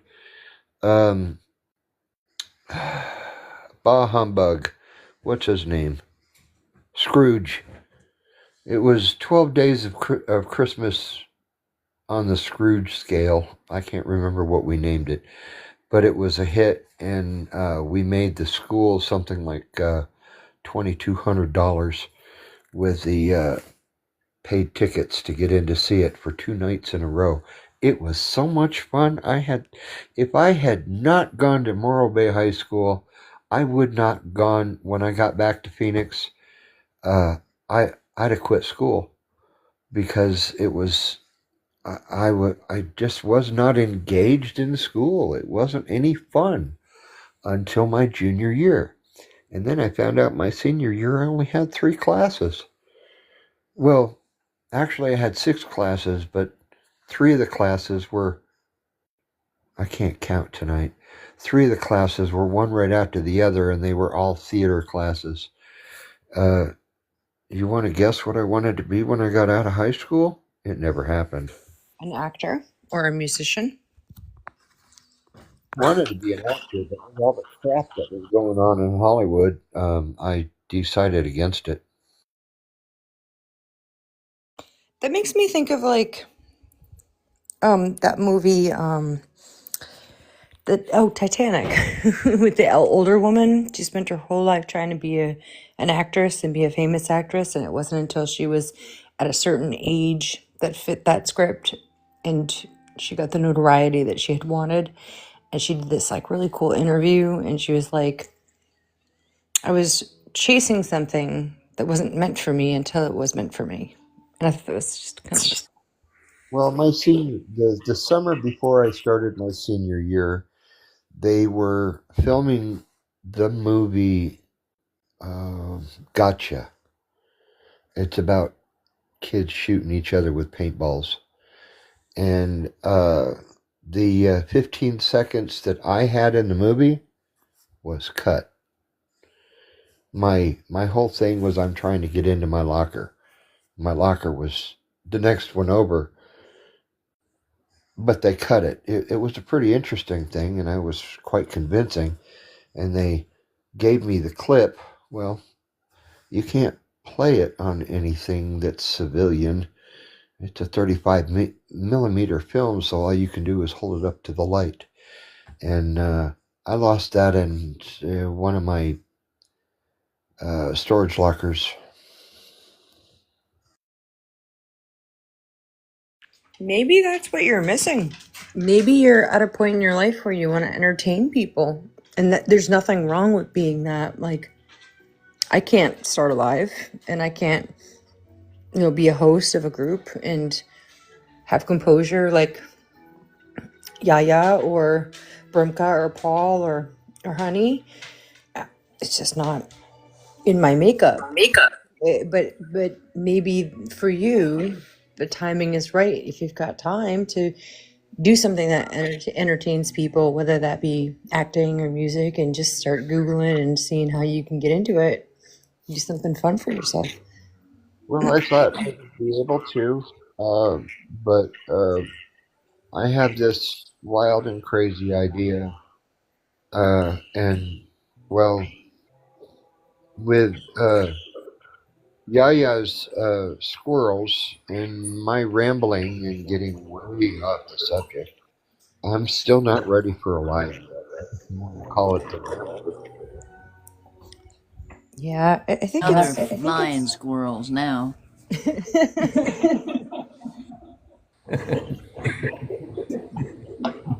Speaking of squirrel, my I Hmm. mean not my yeah, when you were talking earlier, I always have a notepad next to me, and whether I haven't watched TV in literally almost a year now, but I watched Wednesday last night. I put on an episode or two, and I still didn't pay attention. But when you said, not to digress, but you asked a question, you're like, "Is this okay?" And right as you said that, I'm going to send you a snap. Actually, I might even be able to share. It will be complete. I'm a lefty, so you're not going to all be able to even see this, but I literally I was like, there's something that I had to go. I went back and I flipped back a couple pages, and I'm like, there's something. And right as because I sent the snapshot to my mom, and I'm like, Mom, am I okay that I'm thinking these ways? And she's a nurse. Yeah, you're fine. And I was reading it, and as I was reading it, the second you said, let me see if I can try to flip my camera around so you can see this. I don't want to freak you out or anything, but I'm a human and I write things down. I don't keep them all locked up in compartments. But I started kind of thinking, like, at one point, this is this is me going back a couple pages, quite a few pages, but this is on the 15th of October. And as I'm like going through it, I'm like, wait, something's resonating with Yaya. And right as you said that, I was like, I kind of went like, all right, here's where my thought process was. I'm like, you can't really know without experiencing the other. So like a yin and yang situation. Where did the gatekeepers, the balancers of parameters go wrong? Because right now the world is feeling pain. And right now, if we were on a teeter and here's pleasure, we're down here. And this part I just happened to write tonight to make sure I got his name wrong. If anybody was interested in Masaru Emoto, I just wrote that tonight. But then right when she said, "Am I okay?" in thinking what she was thinking, I went like this with my finger. I went from equals not okay, or is this not okay? And it was like right when she said that, not okay, and it had to do with and that's why I asked the question if Toby was alive or had passed, because I thought he passed, and you Oh, had some things that you were thinking of, and right when you said like, are the thoughts okay or not okay, and right when you said it, I went like this with my finger, and I'm like, whoop, and it kind of freaked me out. And then huh. you said something about a braid, and then so like the big question I had from my own mother was like, what did I do to deserve to be in hell if this were hell? And this is do we start as humans in hell and then we work our way up based on our experiences, and then eventually get to a next dimension, and we can't get to the next dimension until we reciprocate back, or both? And then I said, I face it, you can't cover up without, I don't know what my own writing is there, without the I could probably figure that out tomorrow. But the thing was is that whatever it was. Oh, can you see what I'm pointing at? By the way, could Just could you barely. could you see what I was pointing at a second ago? I can see that you're pointing, but I can't make out what it is. Oh, Yeah, okay. small. Because I was pointing, and something that you said right when I was doing this with my finger. You said Uh those huh. words. You said those words, Oh, and okay. I'm like, "Whoa, that was weird," because I was kind of multitasking. Uh And huh. one of the things that you had asked was like, "Wait, I'm thinking this about Toby," and then I questioned if Toby was alive or not, and Oh, interesting. you had asked something like, is am I okay in thinking the way that I'm thinking? And then you said something about like, I'm trying to just level up because you're a 9. And as you were saying these things, I'm going through this. And again, this was written on 10/15. So this was not even Yeah. like I had to go back in my notes because I'm like, what is she talking about? Because that is so familiar to me. Like I write a lot of scientific, weird, crazy shit. Uh And a huh. lot of it is normal mind, not normal minds, but that's just how I roll. But I came back to this page, and right when you said not okay, not okay, and then I was asking my mom, am I okay in thinking these things? Like what would life be like without time, without aging, without life, death, and rebirth? One, you can't know one without experiencing the other. So where did the gatekeepers go wrong? And then right as I'm like thinking this, not this little part here, because I just did that tonight, this little part. And I'm like, where there's pain right now in the world, it's higher and off balance than it is to pleasure on the pivot. And right when you asked, like, as you were talking, and you said the not okay thing, and then I apparently wrote these down, and I was just daydreaming and kind of just jotting stuff down. For a life, because I didn't know my own writing, Yeah. school, we're clueless. Is this punishment? Like, so if it were punishment, what do we deserve to do to be in this hell and then our memories be erased?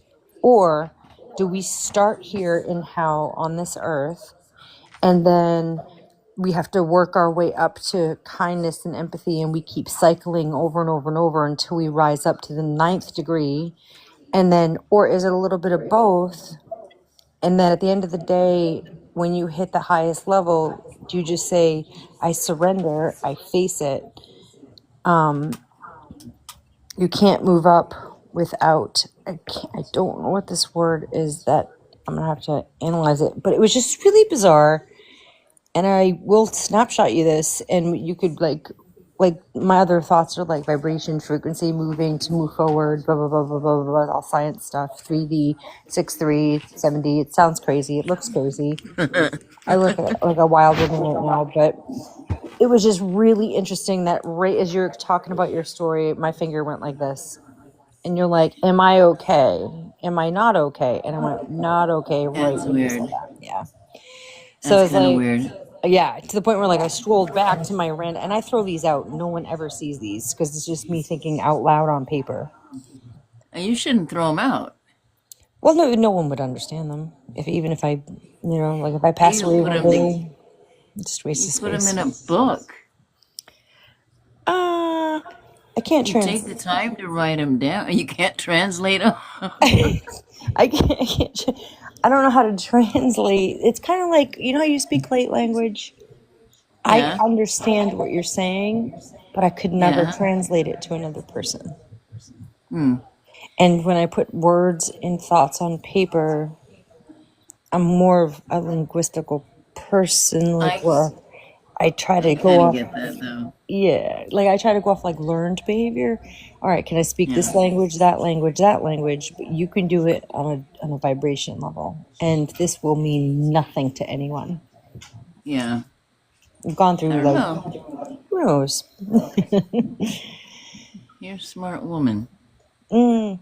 No, Somebody Absolutely. might. I'm a pained woman. No, I'm just kidding. Well, I just think things out, and the way that my brain processes is not. There's no point A to B. It's point A to electricity, up, down, left, right, around, and then you get to B. So, like, how I think and have to learn is very slow. It takes a long time, but I know it better than anybody else, as most neurodivergent and ADHD people think. And if you ever feel really bad about yourself, you just get a pen like this that says, shut the fuck up. Oh, so cool. That is so cool. Isn't that awesome? I got that on TikTok shop. I want a pen Well, that I know that you. says I luck know a your duck. brain is completely differently wired from mine. It is. I mean, we have things in common, but it's not the smartness. I promise. I mean, your brain is wired so completely differently than mine. I work off of the emotions, and you're so mathematical and almost computerized. I envy it. I mean, Oh, I envy your emotion because I've never been told that before. I've been always taught that I'm too emotional. And I haven't been able to put things into words or script. And so I've been spending 44 years now trying to figure a way to communicate with people beyond emotion. Well, you did well, Tree. Thank you, babe. I well, think you I did don't. absolutely well. I don't get that at all. I mean, you are speaking a different language from me, but you do well to explain it to me. I don't get that. That's a compliment. Get that either. Yeah. I don't get that at all. At all. Yeah. But you know what's funny is, like, it's been really hard for me to learn, but I'm really good at explaining it. And my mom's always said that. She's like, "Man, you talk to people like you explain it so well." And I'm like, because I'm like a retard, like because I'm like, not, I didn't mean that word, but like because I'm slow as AF, and therefore by the time I figure it out, you're already like 5 years ahead of me, and then it clicks, and now I can really explain it better than anybody because they've already jumped onto 8 other subjects, you know. I just called you I Tree. totally dropped that, and I'm sorry, guys. I didn't mean An amazing night about different people in different realms and meeting them in different ways and realizing that I'm on the same freaking frequency as them. Yes, babe. I was like, oh, You my are. God. You're home, and there's not a lot of us, but It was so cool.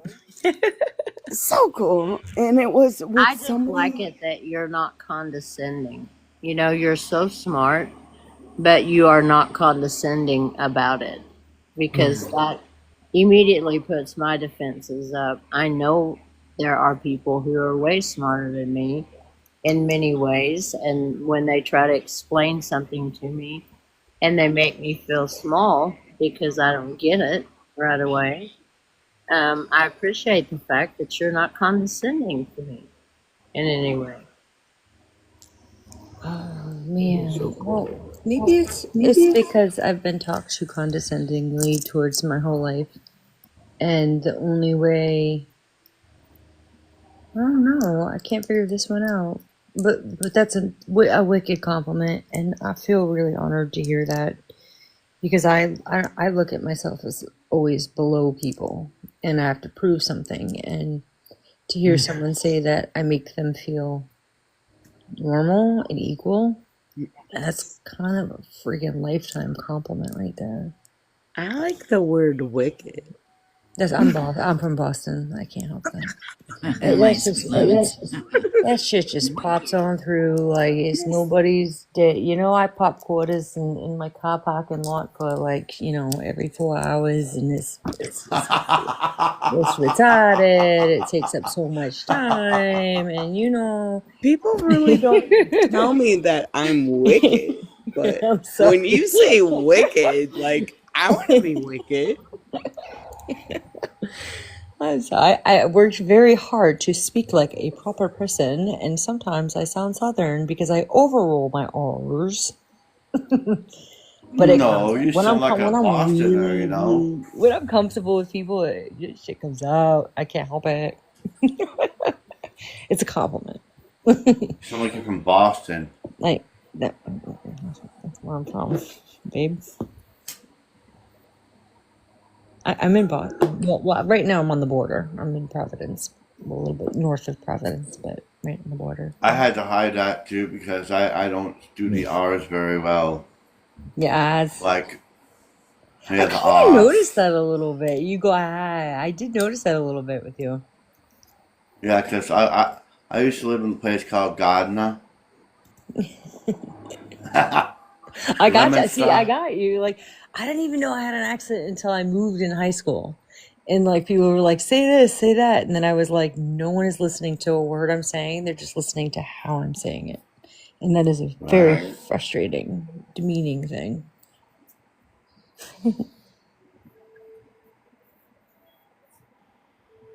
When I you appreciate all of you, and I just had the most amazing night with my most amazing friend that I met last weekend. That I had it was my high school graduation party, and some of you know, but I met up with my friend that I met that was spiritual last weekend, last Saturday, and tonight is Thursday night, and we go out and we met 4 or 5 different people that were spiritual, non-spiritual, spiritual, non-spiritual, different people. Most of them were spiritual, and it was so cool. I was able to speak my mind, to speak my truth, and be myself. that's How And beautiful is that? when I mean, besides on here, can you do that? It was That's so amazing. cool. It was amazing. so I'm this so is the happy for one. you. This is the one that had the traumatic brain injury. Yes. Yes. Oh, yeah. I was going to ask you if you Yeah. had your meeting yet, and Yeah. um, is she having some awakenings? Okay, so I ended up finding out when that happened, and it was in 19 or 18, like 2018 or 19. So she's higher up than I am.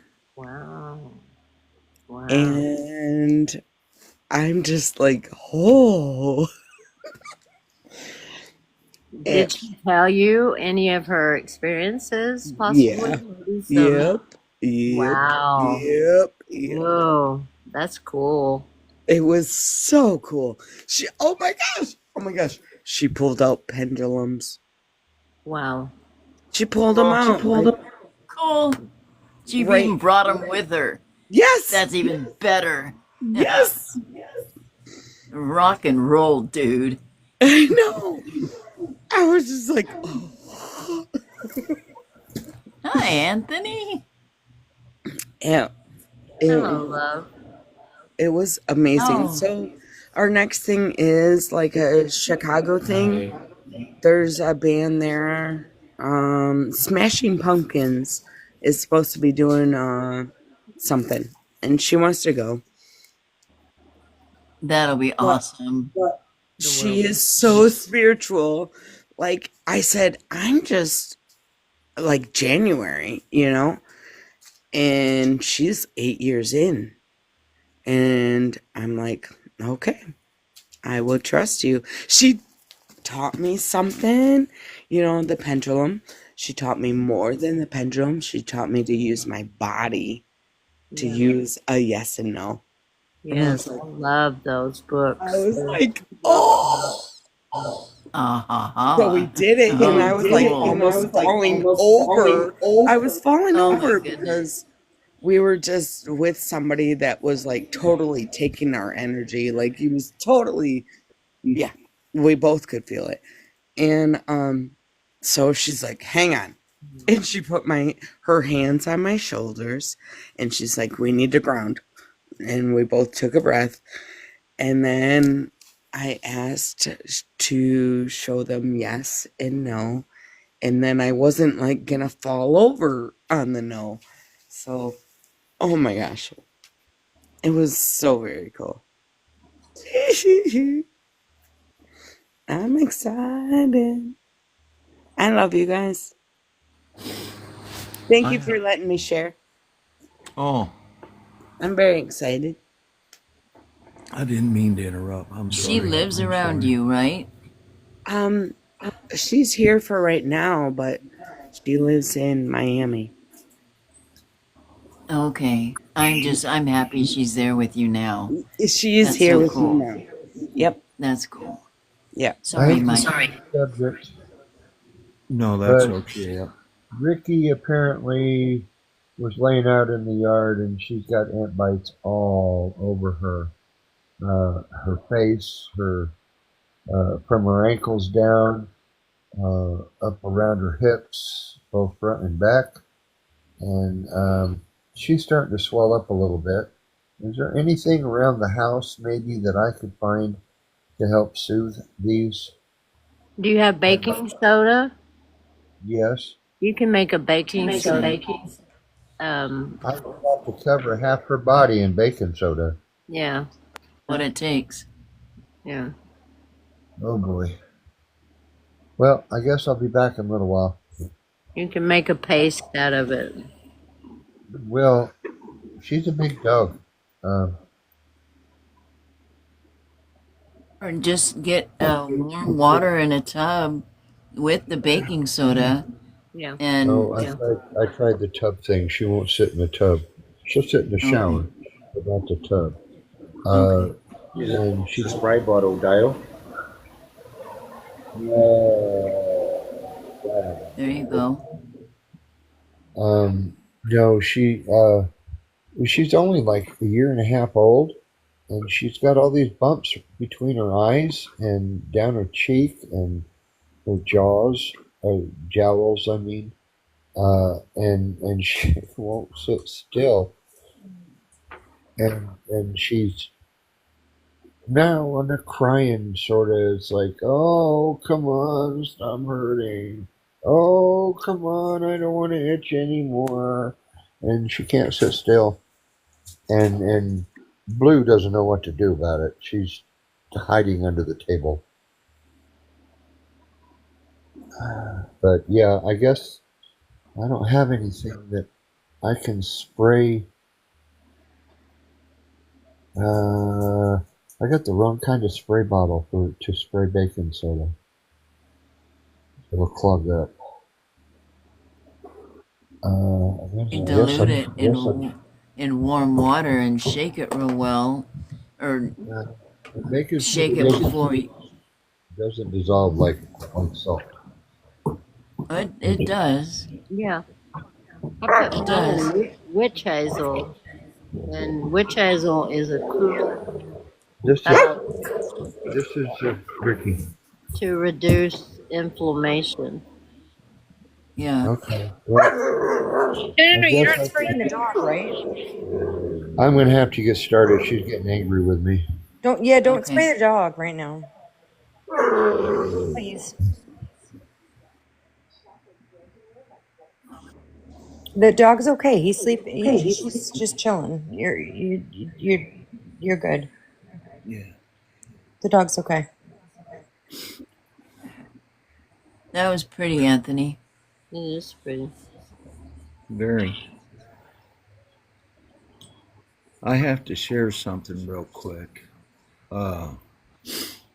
Earlier, Lavender, when you were explaining to Yaya with that paper and what related, I had to get up and go take care of something, and I got lightheaded. So I pretty much made my way to where I needed to go. And by the time I got my senses together and made my way back out here was when you were finishing. And you ask a question that did it make sense or anything, and I heard Paul agree, and that's absolutely. Now, I humble myself enough to say that I didn't hear everything. And this lightheadedness hasn't left me since that's happened. So, if I could please just get some energy from someone to help me with this, because I'm fighting it and I don't want to wake G up. I've never asked anything like this, said that.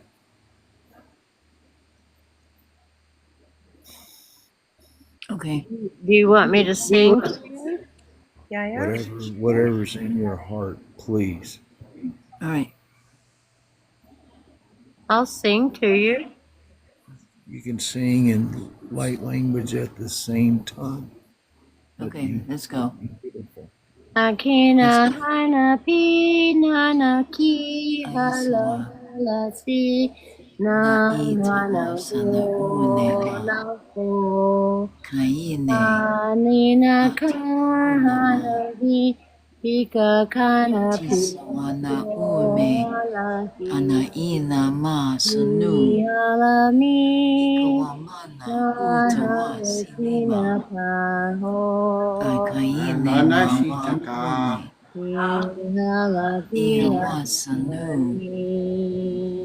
Ma ikawa na tawasana ikawa na ma ine una wa ine pawasana una ma ita kawa una ma ina na wasune ma ana isa wana uma ikawana ma itawa asawaine asawa maya nianawa asawaine ikawa mana uewe mawasana inama na ikawana ma itawa sana uene pa itawa kaine me sana una mahune manina unamine na itawa sananune painewa ikawa masana itewa manune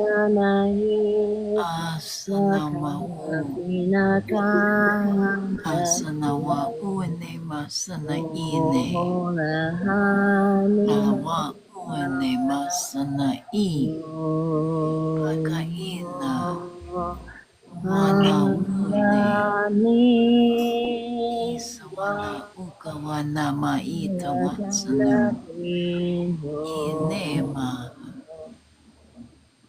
tiawana ite wasanu paina akawaipe paine wasanuma naita aita wasiniene. So it is. So it is. So it is. Anina kaholahi alaho halahina ka pina kaho holani pina ho. The vibration is so strong, like it was in my palms. And it's throughout this. Yes. I understand. the words that I spoke tonight, what I said. I understand why I have all the ailments I have, so I can go where I need to go and take others with me. So I understand part of the healing is actually real in our hearts. You just gotta believe. Does your head feel better? Yes, yes. And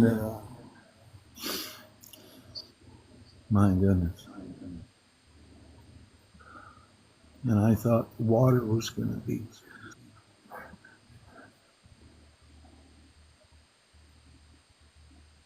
I thought the water was Water. the only thing I experienced tonight. Mm. Thank each and every one of you.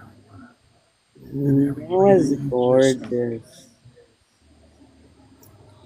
thank That's you. the kind of world we're in right now, Ah, where the magic and the gorgeous. miracles, the Oh, I'm magic so and the miracles are at your hands. As you have the faith and believe yes. the power that we carry because our hearts are pure. Oh my goodness. It was everywhere I went tonight. Oh, thank you guys. I thought I for love sure I you, was Mike. gonna have to wait till you. Ona Mm, se ake I love ana. you too. Ona na ka ana ona se ona koi. Ana Yeah. e ke ne ana. Ana ne si ne ake ana. Ona kona ne te. Ana ke na si o te ki. Ai ke na sa ko ai si. Na na Mike, si te maleta. Mike, did you drink the water you were mean to? I cannot believe you just asked me that. Are you freaking serious, Dale? I drank the whole damn thing. That's what gave you the headache. No, it I was wasn't. No, it wondering was that. no. I'm sorry. It was not a headache. I was light-headed to Yeah, where I was nauseous. that's the Well, first thing I thought of First was, thing did you I, drink the water? I, because all you had to do is take the bottle and re-bless it. It would have changed. I drank that. I drank that water, and I turned around and walked away from it as if it didn't have power of the taste, more than just the taste. I had to go through that. We all did in our own way. Wow. I hope you feel better. I Go do. bless some more. I Bless mean, some more really. water. Bless some more water and drink it, and it will anchor you better. Oh, We're gonna find Ricky now. Where you are. thank you, everyone. I humbly thank you. There, I wanted to take all of you with me, and I had to see clearly what I was taking, not just physical ailment, but also spiritual growth. I have to witness it I witness it at the same time.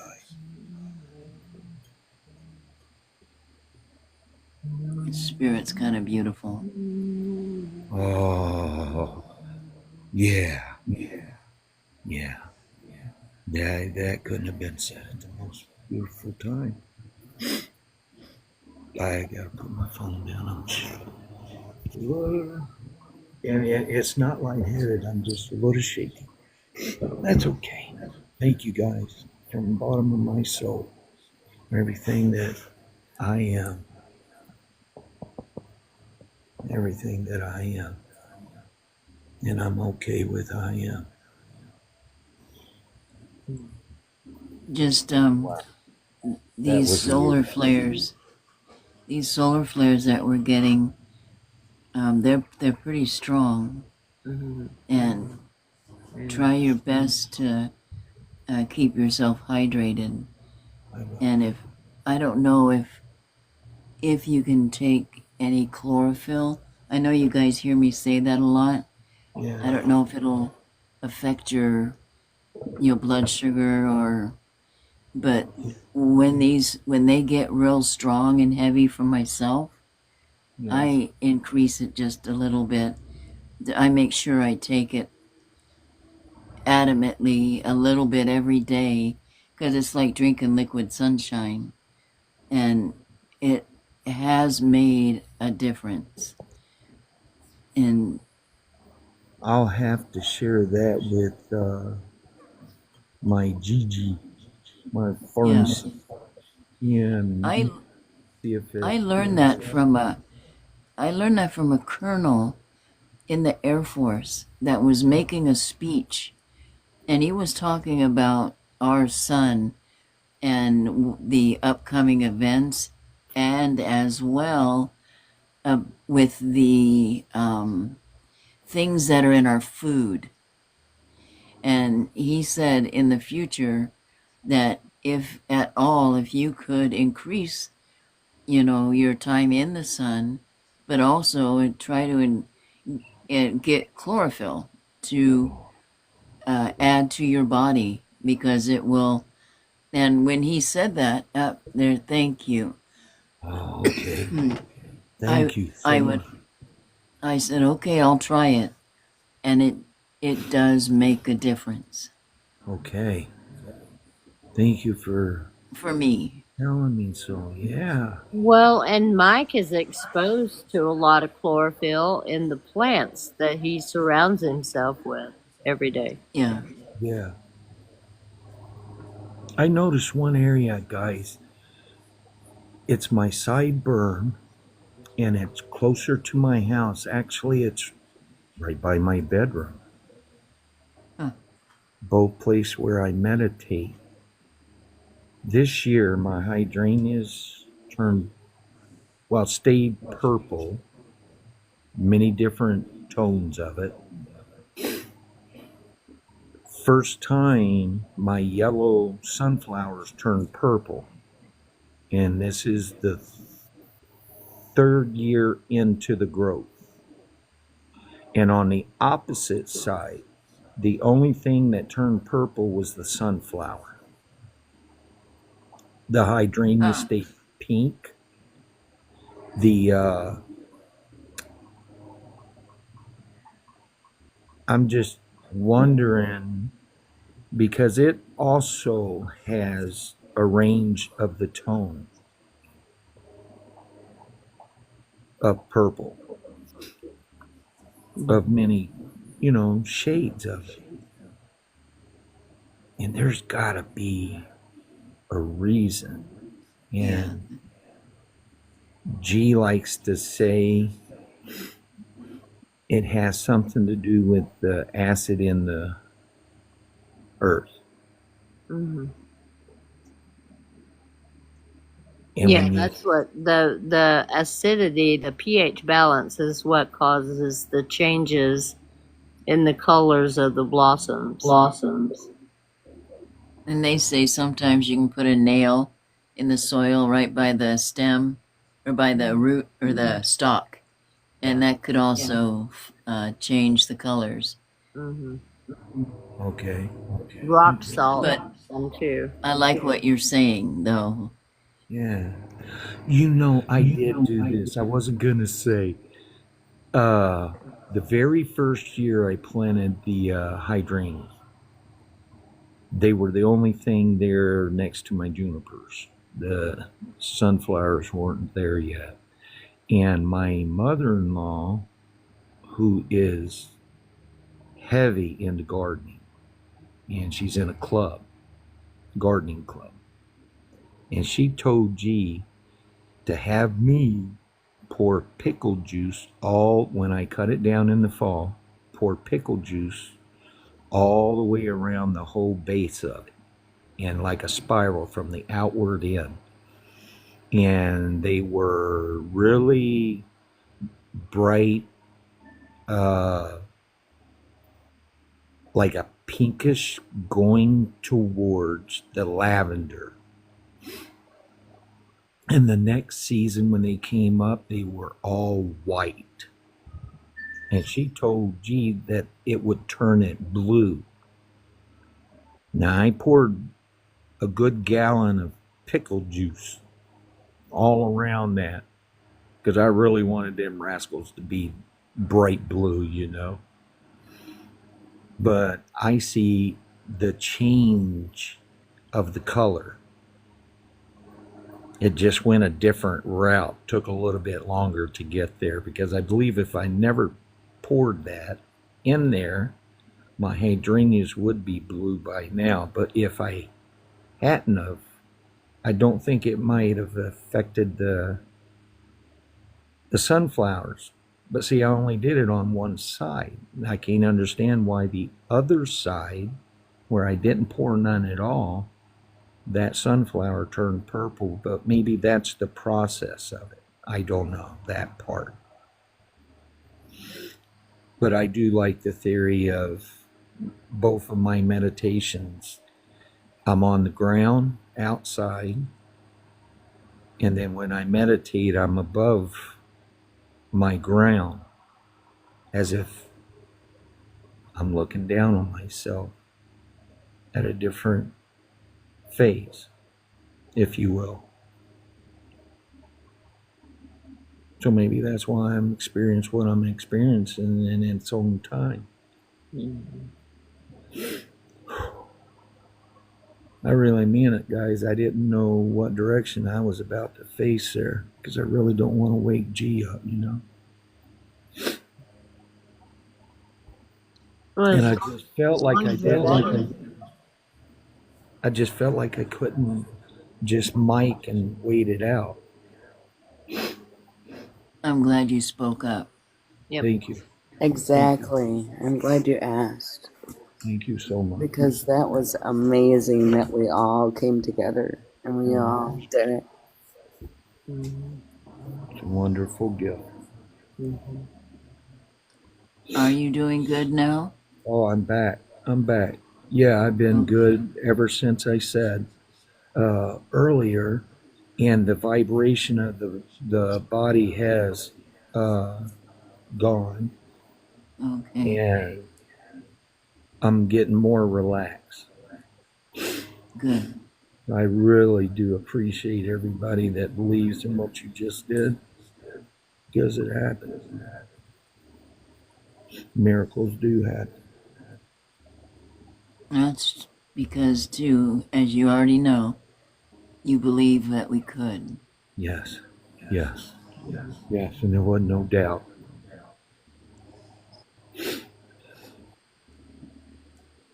So thank you.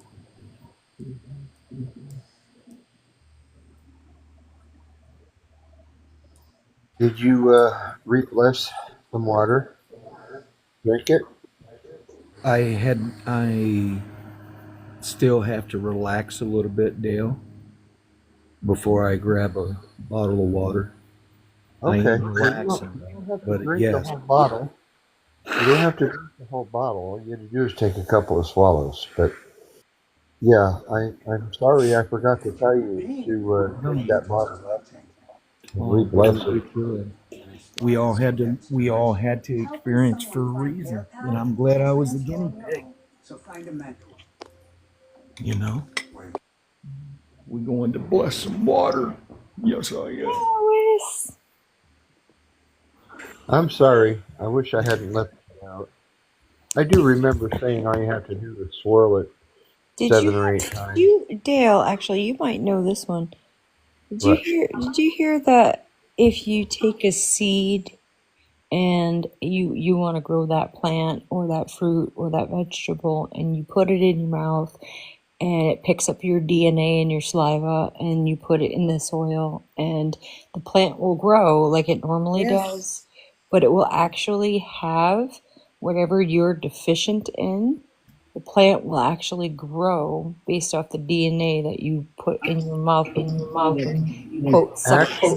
I call it suck the seed. My sister's name Anthony.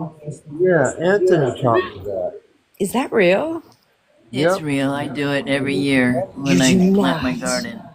I looked it Yeah. up on Google, Uh-huh. and they said that anything that you're deficient in, especially if you're planting watermelon or Yeah. or cucumbers, something that'll grow fast, not like Or a has like a majority water in it, like 80% like humans, which would be yeah. watermelons or But okay. I haven't seen a real watermelon seed since I was 16 years old. I haven't either. I had to like order them online from like the black market. Yeah, I need Just some. I need I'm kidding. That's a joke. some If FBI, if you're watching, I'm kidding. I grew watermelon.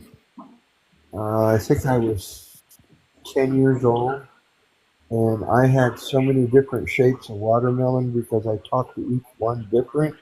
Oh, see, you've And been doing this for many years. It's in you.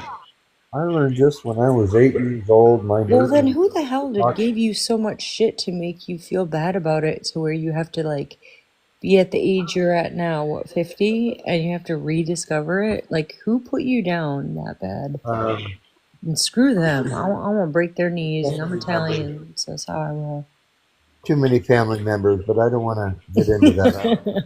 I'm messing with you. But my neighbor,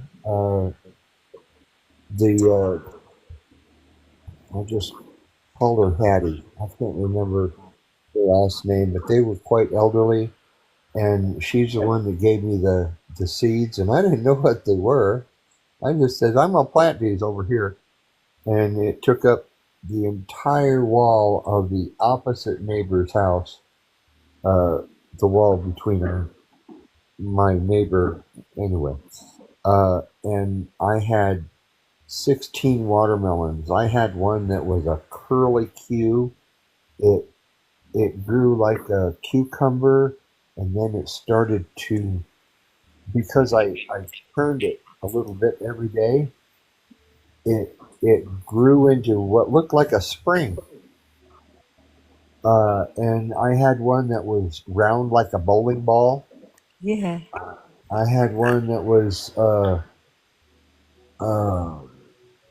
geez, it was like almost 4 foot long and about 4 inches thick. A Uh, watermelon that was 4 feet long. yep, it depends on how you talk to it, and I believe you. if you turn it, rotate it, Hmm. or not. And it was an experiment that I told my teacher I was going to do, and I hadn't even made it into junior high school yet, and my my issue in school was math. I just didn't get it. That and nouns, verbs, predicates, and all that other garbage. Uh, I still don't get it, but I seem to have overcome it somehow, and I'm happy for that. Math, I don't know. I think I'm lacking the brain cell for it. I think. Well, I have a personal theory on math, but that might make you feel better about yourself. I think that the way we were taught. How do I word this in a way where I don't insult anyone? Okay. You I can think. insult me. It's not. I think that I was taught to, if I don't learn this the way everyone else is, then I'm not smart. And if I was slow, which I was in that form of learning mathematics, then I couldn't excel. But in my mind, I was seeing it in a totally out of the box realm of 5 different ways that it could be solved. But that was shut down, and I was told that that's bad. Anything outside of that box is bad, and you can't think that way, and you end up shutting down.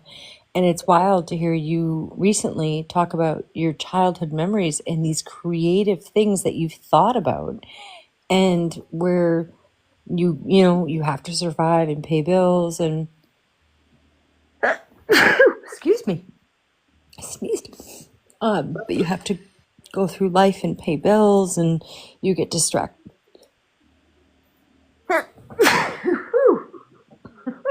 Excuse me.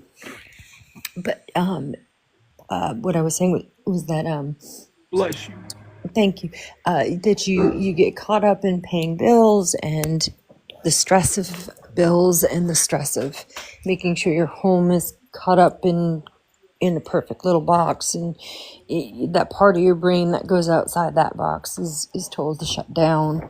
And I have recently really been asking a lot of the right questions to the right people, a lot of military people that I help with the fungi, beyond medication, and in a very micro dosage way help them heal them and live the remainder of their 10 to 20 years they might have left, to rethink outside that box and reopen their mind out of what we've been programmed to do.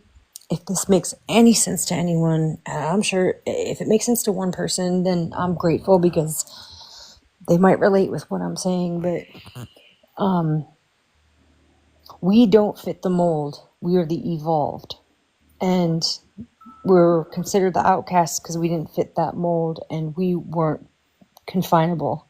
So therefore, we have drug addiction. We have, there's so many things wrong with us because we think in color. We don't think in, it's like Wizard of Oz.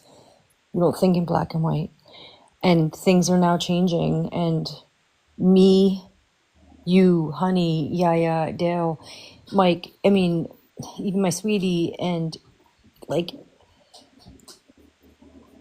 Lois, like we start to find each other because we're like, well, wait a minute, something didn't feel right.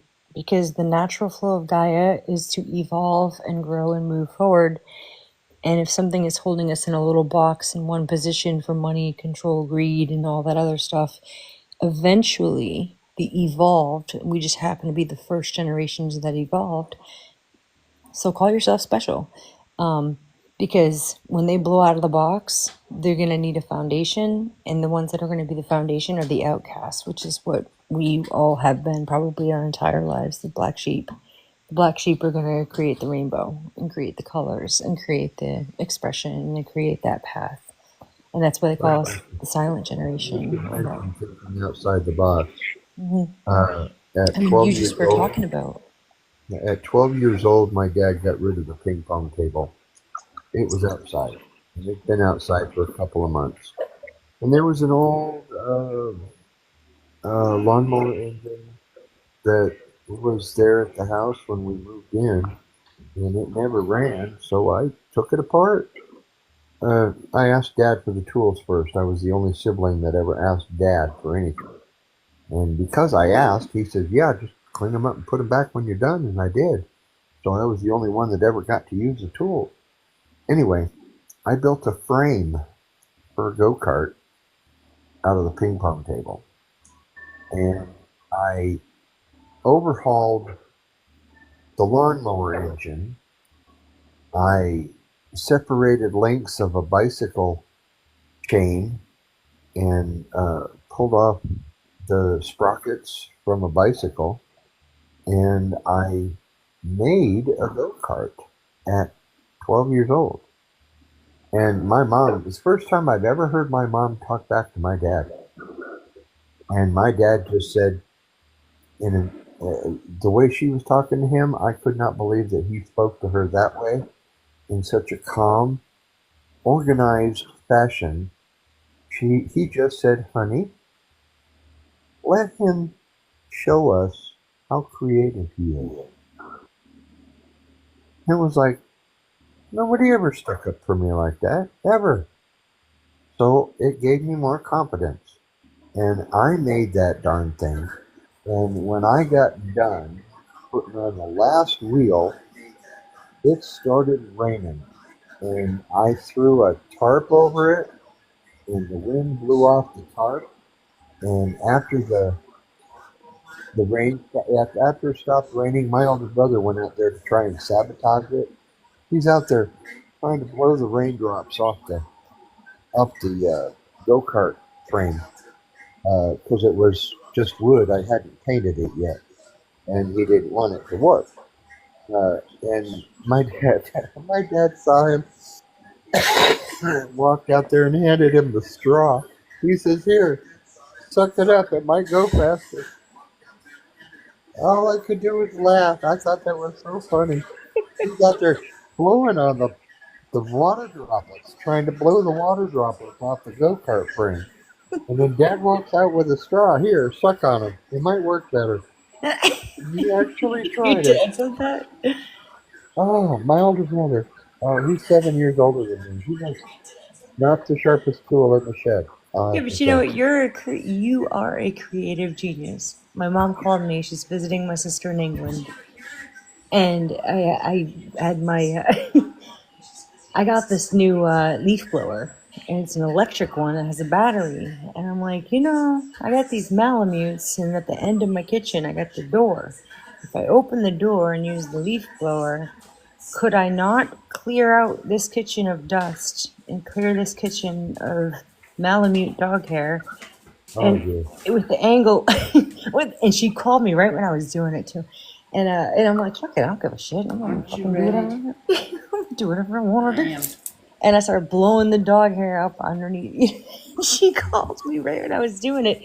But it was probably the most genius thing I've ever come up with, and I will always leaf blow my kitchen now. It sounds ridiculous, right? But because it's not the normal standard of normal behavior. But it was fucking brilliant in my humble opinion because I bought myself more time to chill out and watch Hocus Pocus, So I use my leaf blower to remove snow. I've done that. I really do. I I can swear to blow off God, me everything: too. the grill, the trash, G's car, everything. It's brilliant. Yeah, See, we yeah. all think alike. And why is that a joke? Like, why is it funny? Because Yeah. we don't follow the basic, really bare minimum standards of like creative thinking. Like, it's brilliant, Mike. Well, I walked out, right? It was, I guess, about 4 years ago, 5 years ago. And I just got the blower. I accumulated the backpack blower, and it blows 250. And when I went out to shovel, I was seeing how the flakes were just falling off my boots. And I said, well, man, I think I can blow this. Well, it would have took me probably an hour, I would say, to do everything, including the sidewalk, and I also clear a 20 by 20 foot space for the fire hydrant in front of my yard. And when I did that, I was done with everything, including a trail in the backyard for the dogs to go potty, and I was done in 15 minutes. Even her car. So I used my my backpack for snow blowing or snow removal in my driveway and on my deck and off G's car. It's pretty cool. But if it gets wet Well, in it's been a here, I great use the live. I blower. think we're gonna cut it now. It's getting late. Well, thank you, Paul, Honey, very much, very much. All right. And I thank you guys again. thank you, Paul. Thank you, Paul. Thank This you. was, Thank you. Have a good night. I loved it. We got to do it again Thank, soon. thank you. Have a good evening. Thank you. Blessed be.